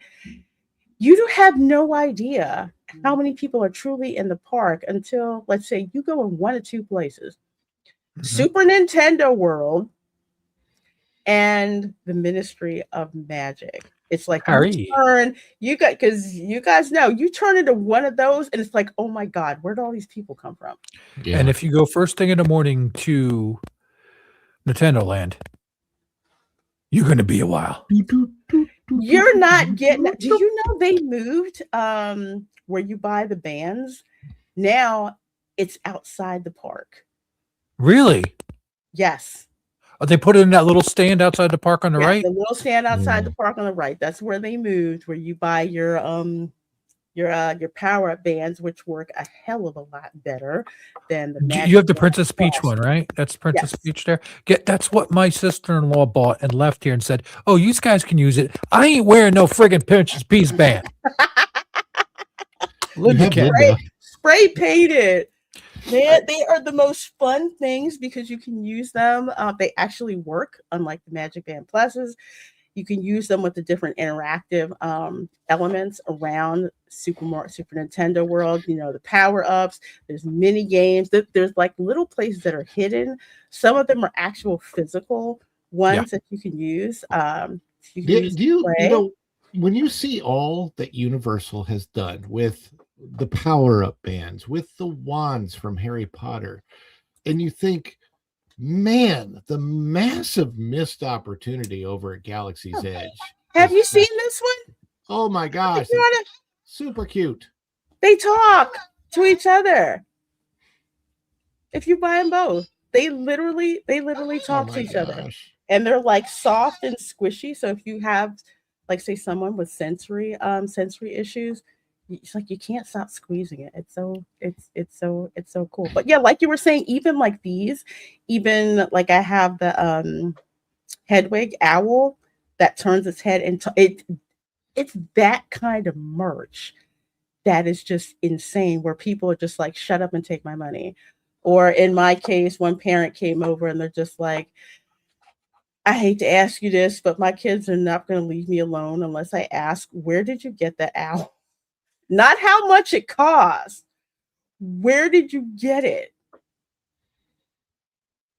Oh, it's You just- know, they're just the merchandise in this park is next level. Just like what you were saying, Ron. It's like you can't. Well, I just think of Yeah, like how when I think of what Universal is doing, right? All of the innovations that they're making in their parks, all of their parks. I just it's so kind of hard to wrap your head around the fact that it's like when it comes to these theme parks, especially in Orlando, Disney and Universal literally swap places as which one was vastly superior. Like not even a little bit, but that like the food is like now Universal food is outdoing Disney food, which is like amazing. I never would have thought And of the that. Yeah, I food is never thought that amazing. either. And then and with these experiences, it's almost impossible to believe that with Galaxy's Edge, they decided to make it all about people on their cell phones rather than do something with the saber. Like with the sabers, you're selling for several $100s at whatever it's called.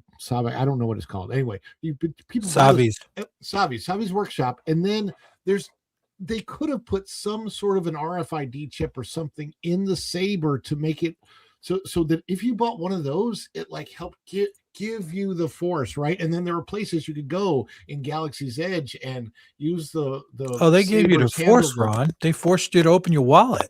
Yeah, that's a different kind of a force. But There's like, Yoshi. there's Had no Yoshi interaction. Oh out. my gosh. They had Yoshi out. Yes, Yeah. they had Yoshi. We couldn't even.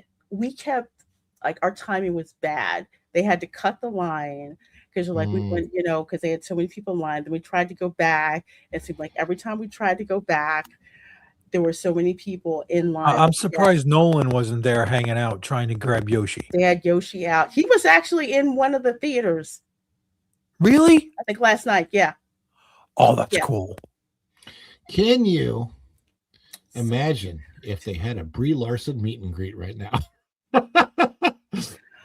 Well, she has just reversed her popularity. If they did that and she was in this and went to one of the Nintendo lands, forget it. Oh my gosh. Well, she has, I mean, like a lot of people are saying though, she's pretty much redeemed her reputation. And especially with her press tour, there was nothing negative that she said at all on the No, press she tour. was for just You that. gotta She you gotta did remember great. Universal's doing this, Nintendo's doing this. They probably said flat out with their handler, "Don't be stupid." Yeah, Mhm. well, but she also just she seems She's a gamer, more from what I genuine. understand. She seems more she's a genuine. Nintendo She is gamer. a gamer. She loved Epic Universe. She's been to Epic Universe. She helped open, she was there last year at the opening. And she did a great job as Rosalind. I mean, when the Galaxy movie opened up and she is the one telling the story, like it literally opened with I've her, had that I was burger. like, that's so cool. Yeah, I had it like backwards. This is a Toadstool Cafe. For Been there, people love who it. don't know, it is so cool in here. All the windows. Like when we went, I didn't realize. The part where it's like they dim the lights. It looks like it's like a thunderstorm, and there's Bowser's ship that comes by, and he's shooting. The bullet bills. I did not know Bullet Bill went through the kitchen. You So did? I didn't know until I turned around because I hadn't sat there before. So I turned around and I looked and I see Bullet Bill going through the kitchen. Like Camera Girl did like a TikTok video of it. Which is that Mario turned into a burger? Basically. Yes, basically. I have the hat turned like backwards, but a little Mario hat. Luigi has like a pesto burger. So the Mario burger. That burger was surprisingly good. It was very good. This food makes me happy because our son, he's very, very super picky about what he eats. But if it's all designed to look like Mario, he might try it. Can you highlight everyone's comment about we need to try Princess Cake, Peaches Cake? I've done it. Me, my sister-in-law, my brother, and Linda. And I think I sent you pictures, Lorena, of that. Did I see it? Princess. Yeah, I think so. I think I saw it. Yeah, I didn't get to try it last time. 4 of us. It fed 4 of us. Yes. We could barely fit it. It's big, and it was good. I missed it the first time because they ran out of it, and the table next to me had it. But I had the Rosalina cupcake, so I can tell you which was really good, really sparkly. But yeah, I had the Mario burger. I had the refillable mug, so I got that because different places around Epic Universe have specialized drinks in the freestyle machine as well. Super Nintendo World doesn't have one, but Isle of Berk does, Darkmoor does. Why am I blanking? The other one does, and Celestial Park has. Yeah, the only one that doesn't is Harry Potter Land because they don't have the freestyles in there. Yeah, okay, here's a fun question for you. Do you think anytime in the next 3 to 5 years this park will ever not be busy? Yes. Yeah. One day. Because it just seems when like there's a major hurricane and they just close. That's about it. I just this part. I mean, you see the tickets right now; they're all $199. And it's such a different experience. It's not all, it's hard to say this. Like going to Disney is so old hat now, especially if you're local, if you've had a pass for a long time, it's like, where everything is, where all the bathrooms are. It's not the same, all the ins and outs and the tricks. And going to Epic is so bright and new and kind of just wonderful in so many different ways like that. And God, I wish that there was a pass. Just if they sold just an Epic Universe annual pass, I'd probably buy it. But I told them that in that survey, Ron. I said there should just be a plain Epic pass. There should be. I would much rather go to Epic Universe because one, of course, as you know, Ron and Tom, it's easier to park at Epic than it is. It's the actual closest park to where I live. Mm-hmm. And it's Mad Hatter. Mad Hatter. Their fries are great. I had no issue with the fries. We found Igor is walking around. Igor is a TikTok celebrity, y'all. I have yet to see this guy. I've seen it. We've seen the Invisible Man. He's a crack up, the violinist. I always miss Igor. I want to have an interaction with him because I think it'd be hilarious. How have you seen the Invisible Man? Because he had his robes on. Yeah, he had his clothes on. He was wrapped up. He could be seen. We saw him. He was observing. That was funny. I believe he called somebody an idiot with the idiot box or something like that. Yeah, with the cell phone. Yeah, it was hilarious. Pointing those devices at me. It's It was that's freaking another thing that hysterical. Universal has done better than Disney lately is Streetmosphere. Remember when Disney had Streetmosphere Yes, characters? that Like, is the big thing because and Tom, you know, the Burning Blade Tavern. Oh, that was fun when we had that there. That was the guy came in, the Monster Hunter was talking, and he Mhm. played that up, and it was good. We had a brief interaction with him, but the way he was talking to some of the kids and going off, they had a great time. Then the blades heard it lit up, and you looked up, and the whole ceiling looked like it was Mhm. on fire, Mhm. and it was great. He went Sulfur right along with that. smell. I mean, They had the sulfur smell to get piped oh in yeah, there, and then some of the wood is actually charred, like it was burned. I mean that yeah, the whole thing with the characters adding the atmosphere to what's going on. And like I told people, Igor is a TikTok celebrity. The kids go to the park, besides going to Super Nintendo World, okay? People want video with Igor. It's like it's insane. It's like everybody wants to get pictures with like with Igor. But one place I that place kicks ass. Did you? finally got to eat was the Blue Dragon. You got to finally. I got to finally. That Last time I I've was been gonna 3 go, times. I I love it. couldn't go because they something with the reservations that they weren't quite ready to open yet. So instead I went to the Atlantic. But this restaurant, if you live in the Philadelphia area, probably in DC as well, there's a restaurant called Budokan. This is set up like Budokan, but not. Budokan, it has like all of these like different like scenes in there. It feels like you're somewhere in Asia. It's just like off the chain. This is the bar. I think this is the Mhm. The White Tiger bar. There is like a little like say a bridge like you would see like in Japan, like bridges like over, you know, like little water elements and stuff like that. Special areas that are set up. You've got like trees that are indoors of lighting. This is when you walk in. It's got all these neon signs in the beginning. And here's the main dining room, which it looks great during the day, but it I looks want those dang wings they have. You made me just remember. Yeah. the wings were so. This drink that I had, it's non-alcoholic. It has like turmeric, coconut milk, and pineapple juice in it. And it's so freaking good. I don't like paying the alcohol markup, so I don't really buy the alcohol at the parks, but the mocktails I do. This one was really good. I was surprised with how good it was. And their whole like drink and mocktail menu is insane. There they are. Yeah, Ooh, there they are. The double fried Korean wings. those are good. They are so delicious. I can't. They're so good. They're super crunchy, you know, with the sweet and sour sauce. They were not what I expected, and I loved every minute of it. They're so delicious. You get 4. I forget how much it was, and I didn't care. I don't. You know what? You get them.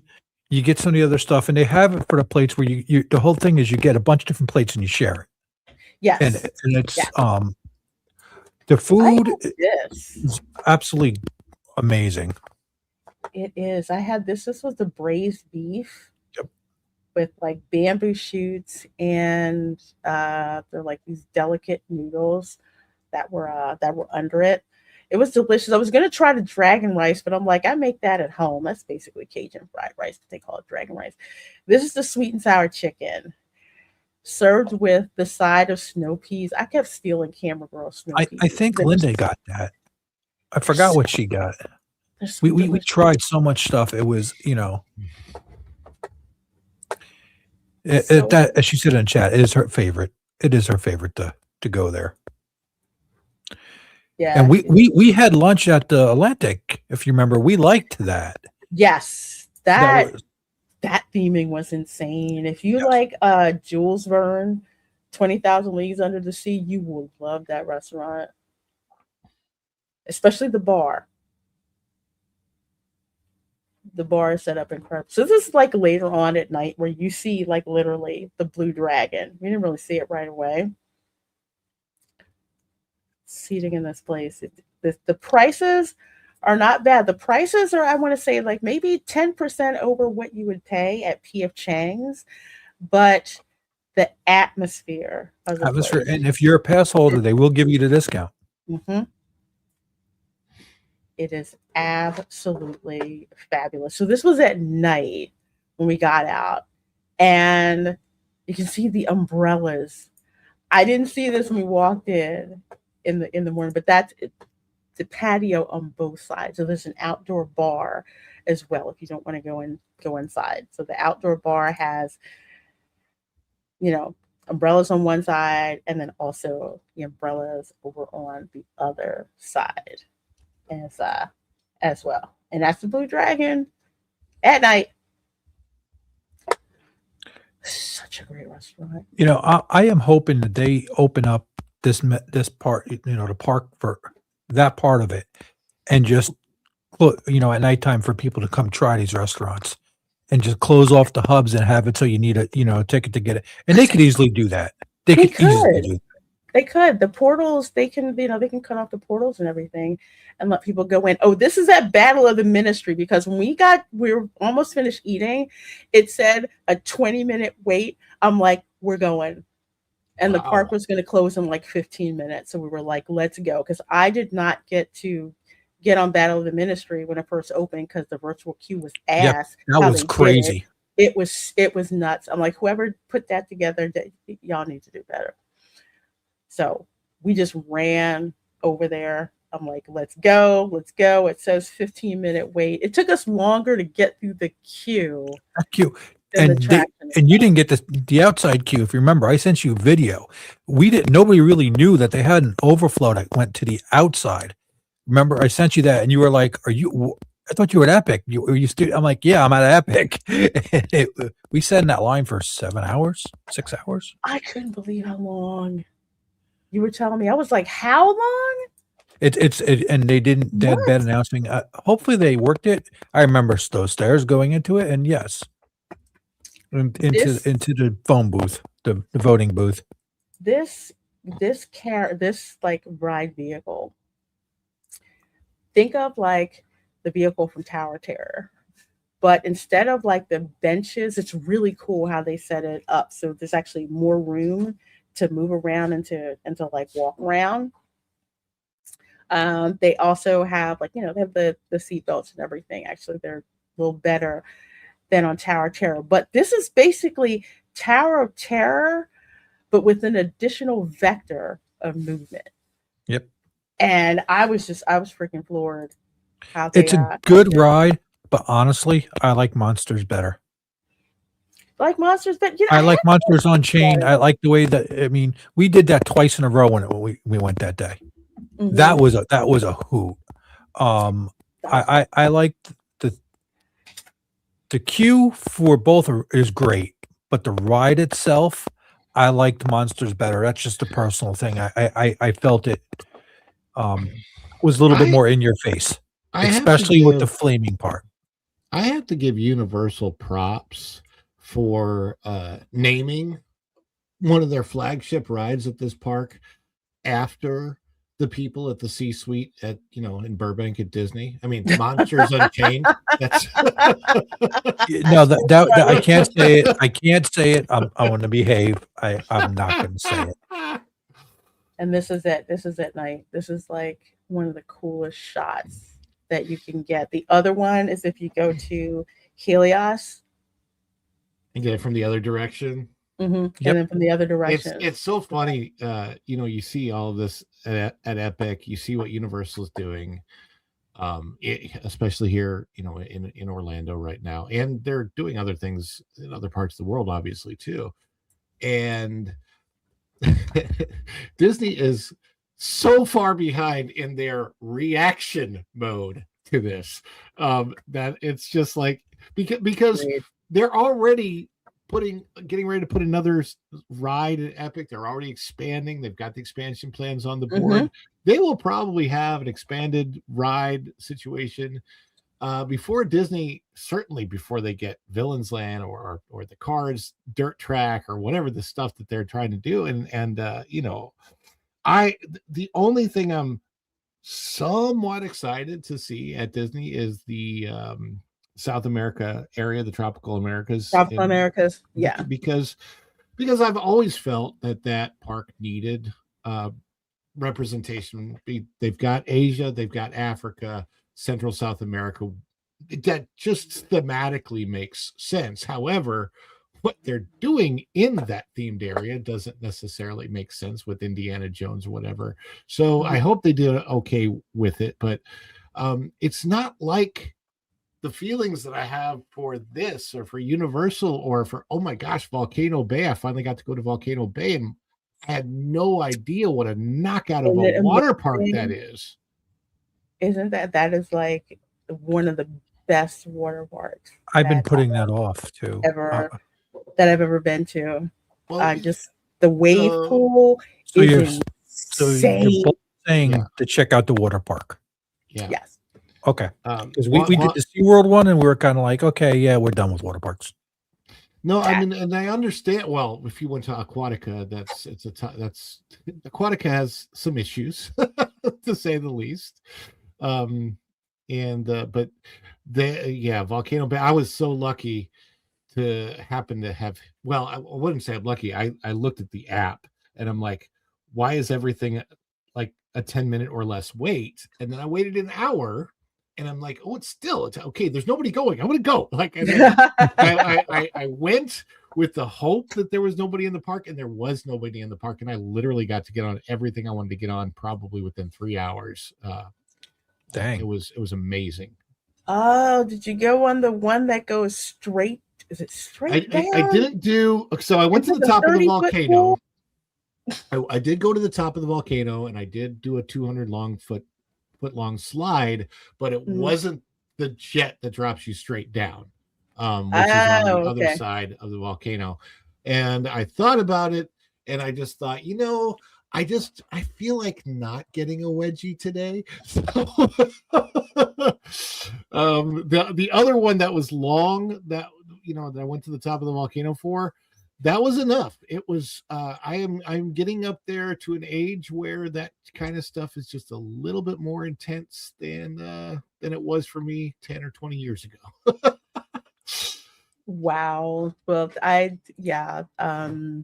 Volcano Bay is absolutely fabulous. And like you were saying, Ron, because I guess I know you gotta go.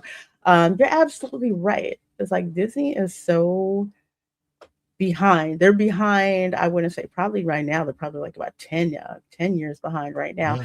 But remember, I look at this and I think about Main Street USA at night.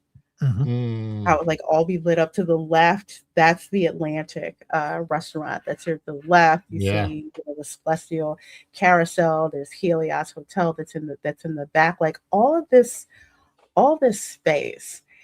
And there's so many, again, this is why more than likely Tony Baxter had that smirk on his face as he's walking around Epic Universe. And he's like a celebrity because everyone seems to know who he is. Like it's Tony Baxter. Okay, well, how many former Disney Imagineers working for Universal, how many of them worked under Tony Baxter? Because you can see all of these just like callbacks to Disney used to do stuff like this. Yeah. And it's in the actual park, even down to the trash cans. Remember when Disney had themed trash cans? That was yeah. Remember that? Yeah, they got themed trash cans there. It's absolutely incredible. Like I said, I think a daily for the past, I think I paid like $165 per day because it, again, was a high season. But it was actually okay because if I wanted to, from the start, from the park open to park closed, I could have run everything in the park. That a lot of people don't know this too. If you're there at Epic Universe and you do need to take a break, you can walk into the lobby of the hotel. peak of Helios. Yep. And you can just kind of, it's like there's a little hangout area there that's not really busy ever, and there's some couches, and you're like, you know what? I'll just kind And of there's some good munchies. take a little Or nap for face about half an hour. in front of the fountain. I've done that too. You get the spray off the fountain. Yes, there is a fountain show at night, every night. And it's not just the fountains in front of Helios. There's the fountains that are all throughout Celestial Park. So you can literally be riding the carousel, and there's like lit up water fountains around. So cool. Ron, I know you gotta go. So any last thoughts, and can shout out your channel where people can find you? You can find me at Follow the Bradleys Fun, and we do shows. I might do a show tomorrow. I'm not sure. Anyway, yeah, Follow the Bradleys Fun on YouTube, and I do have an Epic Universe vlog, a Volcano Bay vlog from when I was just there, and I'm around the parks and around Orlando, and then I'll probably see Lorena at Target at some point in time. Yep. That's how we do. Okay, thanks for popping in, Ron. Such a welcome. Yeah, I would have been earlier that I was cooking chicken. I saw them like, oh, I didn't know you were doing a recon, because you're not doing recons all the time. So it's been a while, but we are definitely back. All right, cool. So, all right, I'll join. Yeah, tell Virginia I said hello. We'll see you. Thank you. Bye-bye. Laters. All right, yes, folks, please do check out Ron's channel. Follow the Bradley's Fun. If one of my mods could put his channel in the chat, I sure would appreciate that. I know I saw some folks sneak in. I thought I saw Views with Hughes. Yeah, Views with Hughes was in there. Yeah, he was there. I think he got there after I did. The Donkey Kong power-up bands gave people special access today. I went, really? That's cool. And it also may be because the wait time for the Donkey Kong coaster was nuts. It was like 2 hours. Yeah, it was crazy. It was absolutely some of that stuff for Donkey Kong is off the wall, and it's really crazy. Yeah, it's really cool. It's a fun ride, but man, I was like, it's 2 hours to get on that. And I don't know if they were doing some testing with the empty vehicles. Usually when they would do that, that's when they were trying to put more vehicles on the tracks to get things going. But it was a 2 hour wait for that. I think about an hour for Mario Kart. I think it was 90 by the time we got in line, and like an hour for Yoshi. We didn't get on Yoshi's because it was too long. When me and my brother went, that line was, I was like, why is Yoshi so long? It was like over 2 hours. Like, yeah, no. We were outside, like in line outside. Here, let me switch to the third one I may have. There, go ahead. Yeah, so that's at Léa de Solène restaurant where I went and finally got to eat there, which was absolutely delicious. Did you happen to go into Goblet Noir after this one? I did not. Oh, next time you need to go in there. I did not. I'll have to try it because we ate here. That place, I've been in both. This place you're at now is absolutely amazing.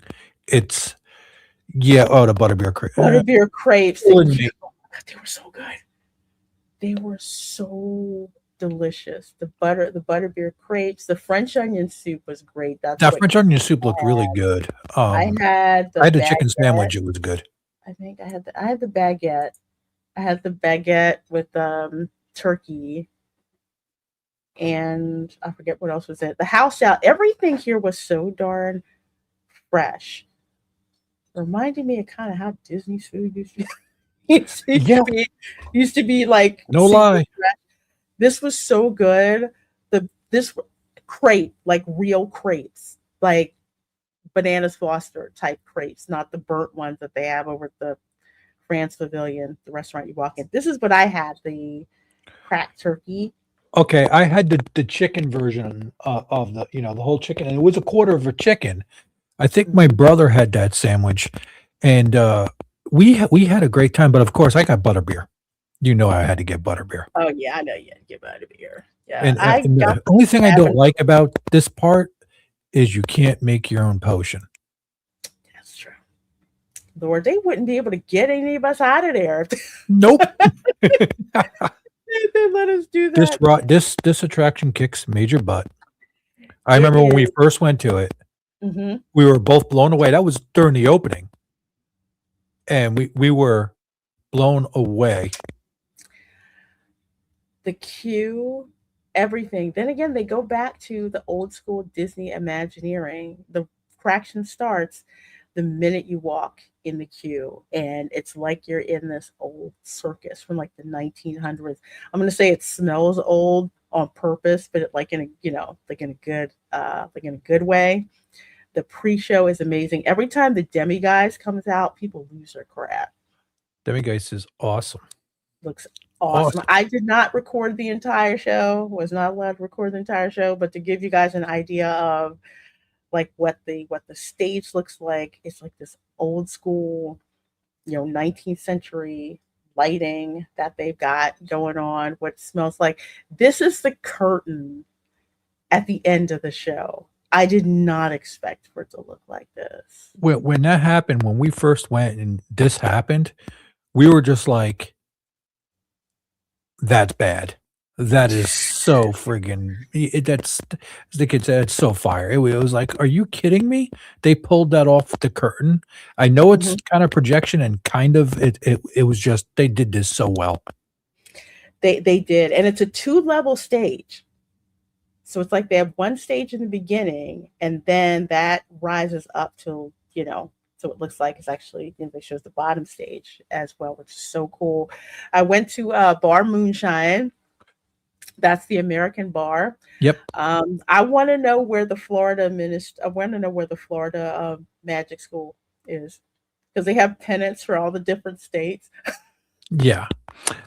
They have there's an American school. I believe it's in Maryland, according to the lore. They need one in Florida.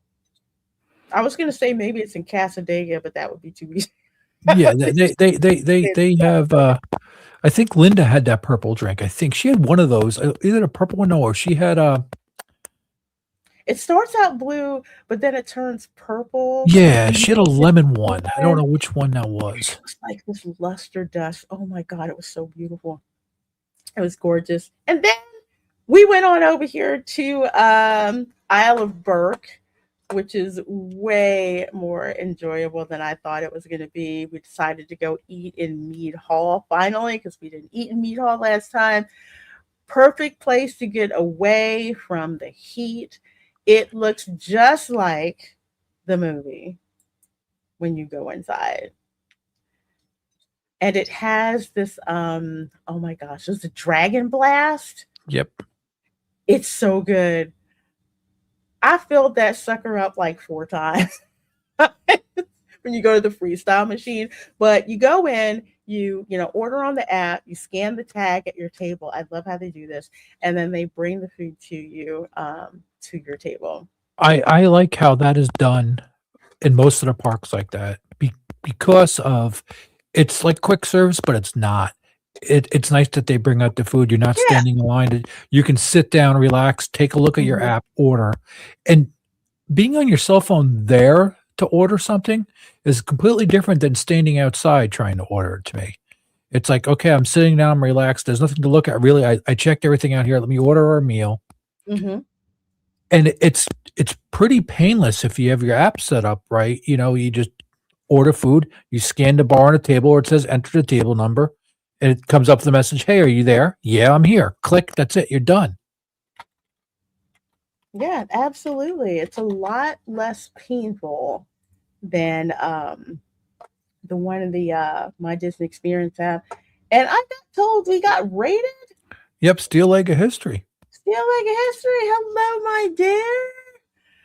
Just hello. How are you doing today? Be blessed. Well, I am doing very well, blessed and highly favored. enjoying Holy Week. So good to see you here, and thank you for that rate. I sure do appreciate that, my dear. Much appreciated. Yeah, these are the turkey wings. So I got the turkey wings. It I came with haven't like tried root those yet. vegetables and potatoes and this like sweet onion. It was really good. Um, and of course, yeah, we got fries. We got Yeah. fries. Me and Bob, we had fries with some kind of dipping sauce that was amazing. It was like it was different. It wasn't ketchup. They had some kind of sauce. I've forgotten the name of it, but it was good. Hmm. I gotta ask Barry Place. I gotta ask him what it was. Maybe he'll recall. Well, that was meatballs with the lingonberry jelly, and this is the dragon That's splash. it. Lingonberry jelly. You can order that on the side, and you can dip it. It's freaking good. You got it. It was so good. I have I to got try Dragon Splash. I didn't try that. so much dragon splash. It reminds me of Mountain Dew. Oh, really? Okay, now I Yes. definitely got to try it. Yeah, it reminds me of Mountain Dew. They have the Celestial Spritz was okay. Don't get the 0 calorie version. That one was like not really worth it. But yeah, the Dragon Splash is like Mountain Dew with an extra splash of lime in it. I could not stop drinking it. I kept kept going back to get refills of it, which was so delicious. Oh, we I just yeah. got somebody. I think Marcus is saying that he's getting ads in the middle of live streams now. Oh yeah, sometimes it'll do that. Gotta look YouTube. It's like, About thanks. that. Well, it does help the channel. Stardust. I will say that. But anyway, Stardust Racers was not open, but Stardust Racers was testing Okay. while I was there, and I will say people were kind of disappointed that it was not up, and that you could actually ride it, and you can see. I think that's Hiccup wing gliders. You can see in the back from Yep. Island Berg, or the upper right. It was not going as fast as it normally does, probably because they were just actively testing. Because I'm like, man, that's not moving as fast as it used to. It is open now. This was routine maintenance that they had to do anyway, maintenance, inspection, all that stuff. So we missed that. And of course, we had to go back. Ministry of Magic, again, with the immersion, you can go there, not really ride any attractions, really. Just go Yeah. here. You got the wand, go Hang to the out. wand stations, go to We'll buy Nocturne a fancy Alley. purse. Talk Yeah, to the buy. pictures. Oh, yeah, Madam Cosme saw my fancy purse. Where the heck did I put it? I put it somewhere else. Yeah, I actually took it to the park. Did you? So many people were like, where did you? I didn't buy the bag, but I looked at it. I'm like, it was the best bag. I wore it. That's my fault. I'm sorry I twisted your arm. It Not is sorry. your fault. It is your fault. Madam Cosme thanks you very much. Hey, you got the you had the Slytherin. Where'd you find a Slytherin alumni hat? Box lunch. Send me the damn link. Here's the secret, okay? You can buy merch at the parks for Harry Potter. People do. But one thing that Universal allows you to do that Disney does not allow you to do is the cosplay. Mm-hmm. Even if it's cosplay from home. So if you go to the Universal Park, some of the most hilarious t-shirts I've seen are the Harry Potter theme, like t-shirts and stuff, which is too funny. My favorite, what is it?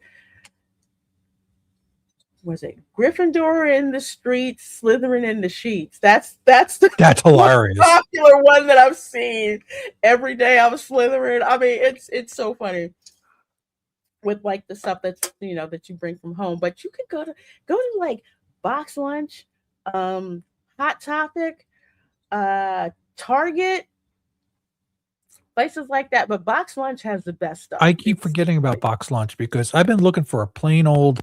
I just want a black hat with a green snake on it with mesh, and that's like pulling teeth trying to get that. We'll definitely go there. Plus, they also have the store in the Florida Mall. I avoid The Florida Mall. I stay away. I try not to go there. Only problem is I actually live relatively close to the Florida Mall. I know, but it's like where I'm at. Our mall's been torn down right now, so I don't have a mall to go to here. I kind of like it. Happiest parking.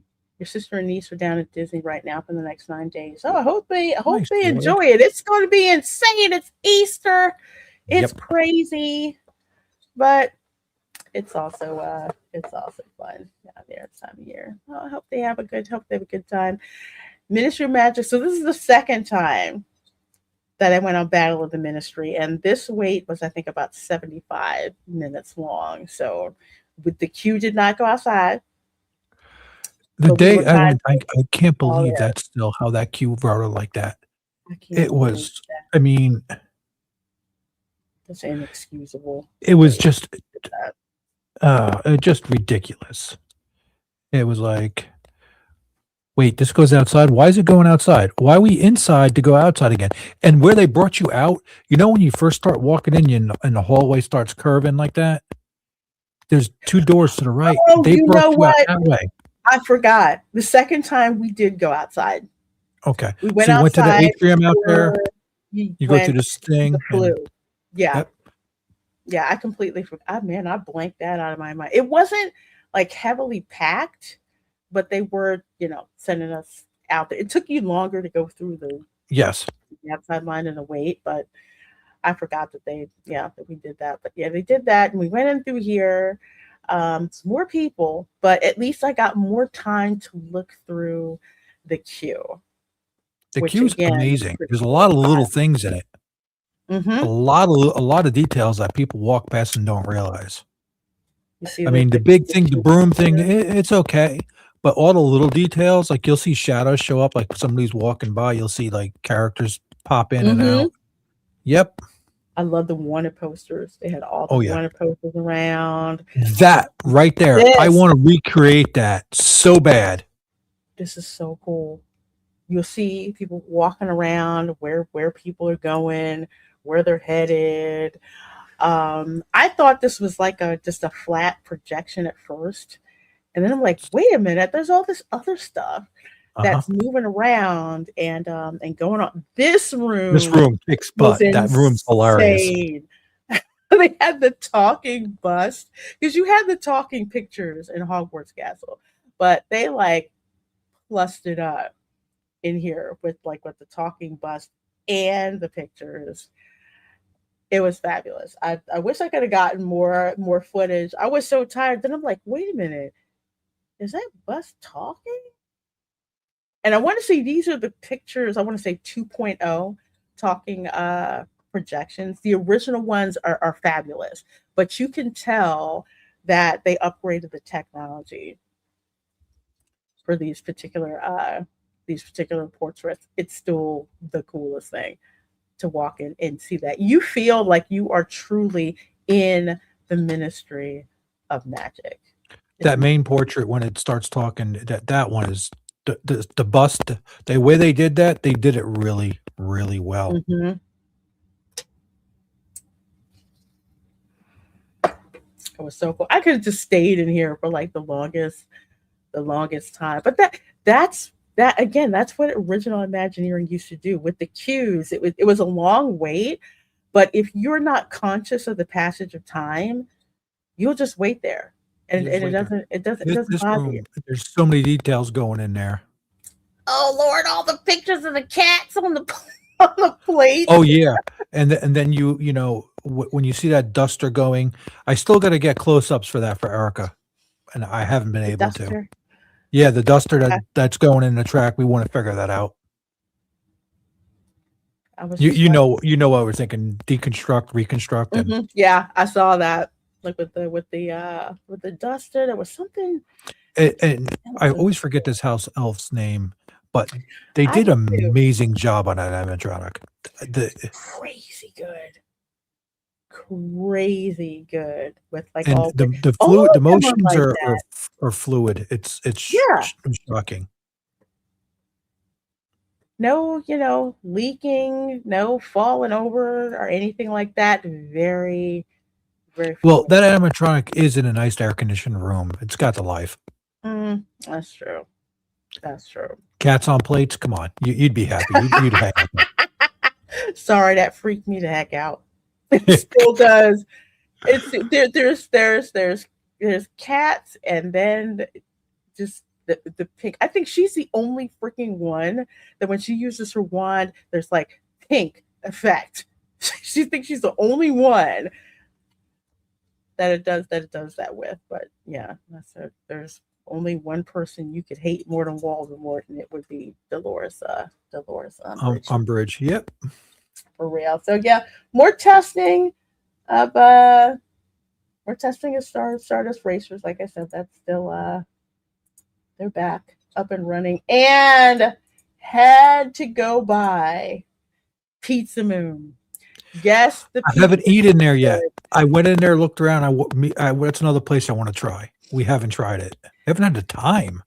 We ate so much and did things. It was insane. Well, now they have the takeout boxes. Ooh. I guess Tom Corliss screamed enough, but yeah, now you have the takeout boxes.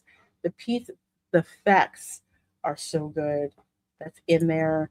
The pizza is good. I think I like San Marzano tomatoes, so it's on here, arugula, and I think it's got like hot honey. I think that's on it.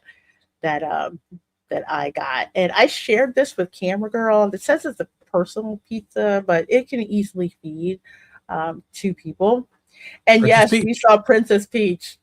We walked. This is what happened. We went back to Super Nintendo World. All I heard was Camera Girl screaming, "There's Princess Peach!" And without she geeked thinking, out, huh? we just went straight into the line. It was I was just like, what? Because we missed her the first time. This is the first time we've gone to Super Nintendo where we saw all the characters That's cool. like out. I think Toad is probably the only one that we didn't see, but we saw Mario and Luigi. Of course, they had Yoshi that was there, and Princess Peach. This is who we really wanted to meet, like the first day. So as soon as she shows up, the line automatically just starts growing exponentially. She does have some voice reaction as well. And I got to say, her handlers were very, very good with keeping track of how many people, and they let Princess Peach know how many people are in the picture. Of course, we had to get Yoshi again. so Yoshi was so darn busy. I felt so sorry for the dude in the costume because they kept him busy. And you know what? They didn't rush either. Well, that's good. That helps with the experience. That's kind of like when we saw Toothless, and the people, they didn't rush them. They didn't rush them. People are calling me so much today. It's like, okay. It's like, what happened? But yeah, it was great. His Yoshi's line was insane. So just be a little patient. It is concurrent with the film. The line is like super long. If they cut off the line, please just ask the team member when they expect Yoshi to be back. And he was pretty much out there, not in the morning. They start out with Mario and Luigi first thing in the morning. So I would say probably like around 11-ish or so. That's when Yoshi shows up. So it's like there's a meet and greet on one side for Mario and Luigi and Toad. And on the other side here for the Super Mario Galaxy movie, they have Yoshi right in front of the entrance to Yoshi's Adventure. So, you can't miss it. So it was so cool with how many people took pictures with them, we're taking video with them. It was fun. It was that good, huh? It was that good. And I finally got my Donkey Kong. Well, You got the mug? Vader's sitting in it right now, but yeah, I got the Donkey Kong. You got the mug? What drink did you get? Yeah. What did I get with the pineapple banana float? Was it good? It was good. Okay. It was really good. I kind of balked at the fact that it was $18, but I was like, oh yeah, the mug comes with it. So that's the Donkey Kong. Oops, sorry, guys. Anyway. Sorry about that. He took a head around the ground. But yeah, so I got this. Very popular item to get from a Super Nintendo world. Donkey Kong banana waffle thing. So I would highly suggest getting. There's nothing that I got from Epic Universe where I was just like, oh well, I overspent on that and regretted it. It was just more of just shut up, just take my money. Did you give me my try the stuff. little calzones in the Donkey Kong area? I did not. You got to try the red one. Isn't that a Yoshi Snack Island? Yes. Okay, I didn't try that. It's like a little shell. It's like the green and red Mhm. shells that you toss around. Oh my God. They're good. I saw them. I didn't get it. I got the melon slushy, but wait a minute. That was when I went when they soft launched it. Okay. So we were full from lunch that we had at Toad's Cafe, so we didn't really want the calzones, but we did see them. We were like, wait, Yoshi Snack Island is open. So we got like the apple melon drink, which was really good. And yeah, they had the little like the calzones. Like those little. Me and my brother were like, oh, let's try one, and we're like, oh, these are good. Let's get another one. Yeah, it was bad. Yeah, the food is really good. One of the dings that I used to have against Universal for a while is that their food was not really as good, but the food at Epic, I can't remember anything I had that I did not like. And yes, I had the Rosalina cupcake. I thought I had video, but I guess I had pictures. It was really good. It was so good. It was so moist, and I think it was only $5.99. That may sound expensive, but cupcakes at Disney are like $8-9 and was nowhere near as good. Well, let me preface this by saying anything that you get from the Animal Kingdom area, the food is top notch. The cupcakes over at Animal Kingdom Park, delicious. That's always going to be top tier. The Rosalina cupcake is right under that. Okay. And it was sparkly. Lots of glitter. Lots of glitter in it. That was good. I'm just really surprised at the food quality compared to what you used to getting. It's like if you can't compare it anymore. It's Disney's not the same what it was. Just weird. It's a shift from I'm trying to see if I can find that picture of the cupcake. Yes, I did. I found it.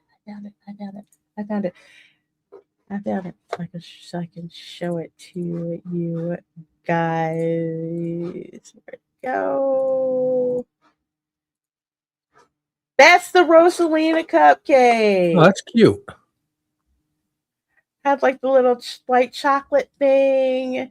Had a really, really moist, like bluish cupcake. 2 different colors of blue. Because I think Erica was like, usually blue frosting has a nasty aftertaste. No, it didn't. It had like a vanilla berry type of taste to it. I split it with Camera Girl. I should have kept it to myself. but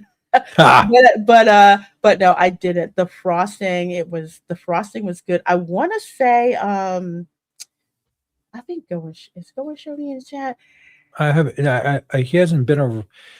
He texted me. He was not home. So okay, I want to say that it was Italian buttercream. Okay. Italian buttercream has a different. Well, that kind of would make sense. Italian buttercream has like a different taste to it. It's not as heavy as your traditional American buttercream. I only made it once. Was it French? No, Swiss buttercream. Excuse me. Swiss buttercream. I've only made Swiss buttercream once. Oh. And it was really good. But it's a process. It's like I want to say 2 or 3 step process to it. It's like you have to melt the butter, slowly melt the butter, and then Linda wants to know if the crown was edible. Yes, it's like white chocolate. because I split it in half. I gave it to camera girl. I wanted to eat it. You know, secretly she's making mental notes of where to hit when I have to go next. You have to try it. I'm gonna have to do that, Dana. Last time I missed that. But yes, you gotta get that. You gotta get that. The Rosalina cupcake was absolutely delicious.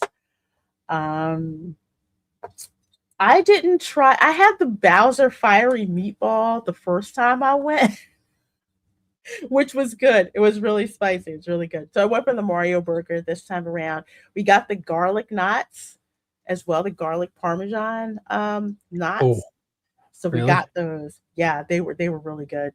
Yeah, they didn't cheap out with the parmesan cheese. So the garlic thing, how would that compare to the garlic steak at the tavern? Because that's a big piece of garlic bread. Everybody thinks steak. No, it's like a steak like you stick a vampire with. I didn't have it. And I thought you tried that with us when we were munching down, when we were sharing everything. Me and Linda got 2 of them. And then we got those burnt crispy things, remember? Was that at Jack Lindsay's? No, that was at when we were at the Burning Blade Tavern. Oh, dang it. Oh, okay. I I think I like them both. Okay. A little bit more to the garlic knots at Toasto Cafe, just because I like it when they go overboard with the cheese, with the Parmesan cheese. So that was absolutely delicious. I had that. So yeah, it was good. Plus, of course, Toad's restaurant, which is really funny when Bullet Bill comes flying through the kitchen and the Toads are all screaming and running. Yep. Yeah, it was good. But yeah, Linda, you got to try the Rosalina cupcake. It's really delicious. Toadstool Cafe gets crazy ass busy like around 11. I can't believe it. We walked in around 10:30 and it wasn't that crowded. Looked up around 11 and it looked like everybody and their mother was in that darn restaurant. Gets that way. Yeah. It gets crazy. Yep. Well, folks, that is going to do it for the show today. I hope you all enjoyed it. Please do make sure that you come back next week because we're actually going to be having a giveaway. I'm actually going to be giving away. I guess I should blow this up so you guys can see it. Keychain from Super Nintendo World. So remember, gotta come to the show next week to find out the instructions for the giveaway. So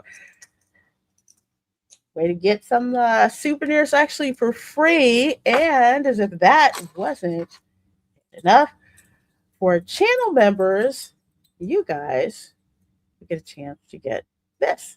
Nice. So make sure you watch the post in the community tab. Just want to kind of share the love with all you guys and give you a chance to get some merchandise without having to actually go to the parks to get it. So, Tom, what do you have going on? And well, I've been stream hopping and doing some different things with some music and stuff. I helping you, Bosch, Erica, been showing up on that gameplays, playing against pro sometimes, and doing different things. And I got some things cooking. I had a nice major launch. You seen Artemis? Artemis did. That was a good launch. Did. And it's Bozo Killbone, still like a pub crawl, but a little bit different. I tell everybody I'm like the bad rash. I'm modding everywhere. And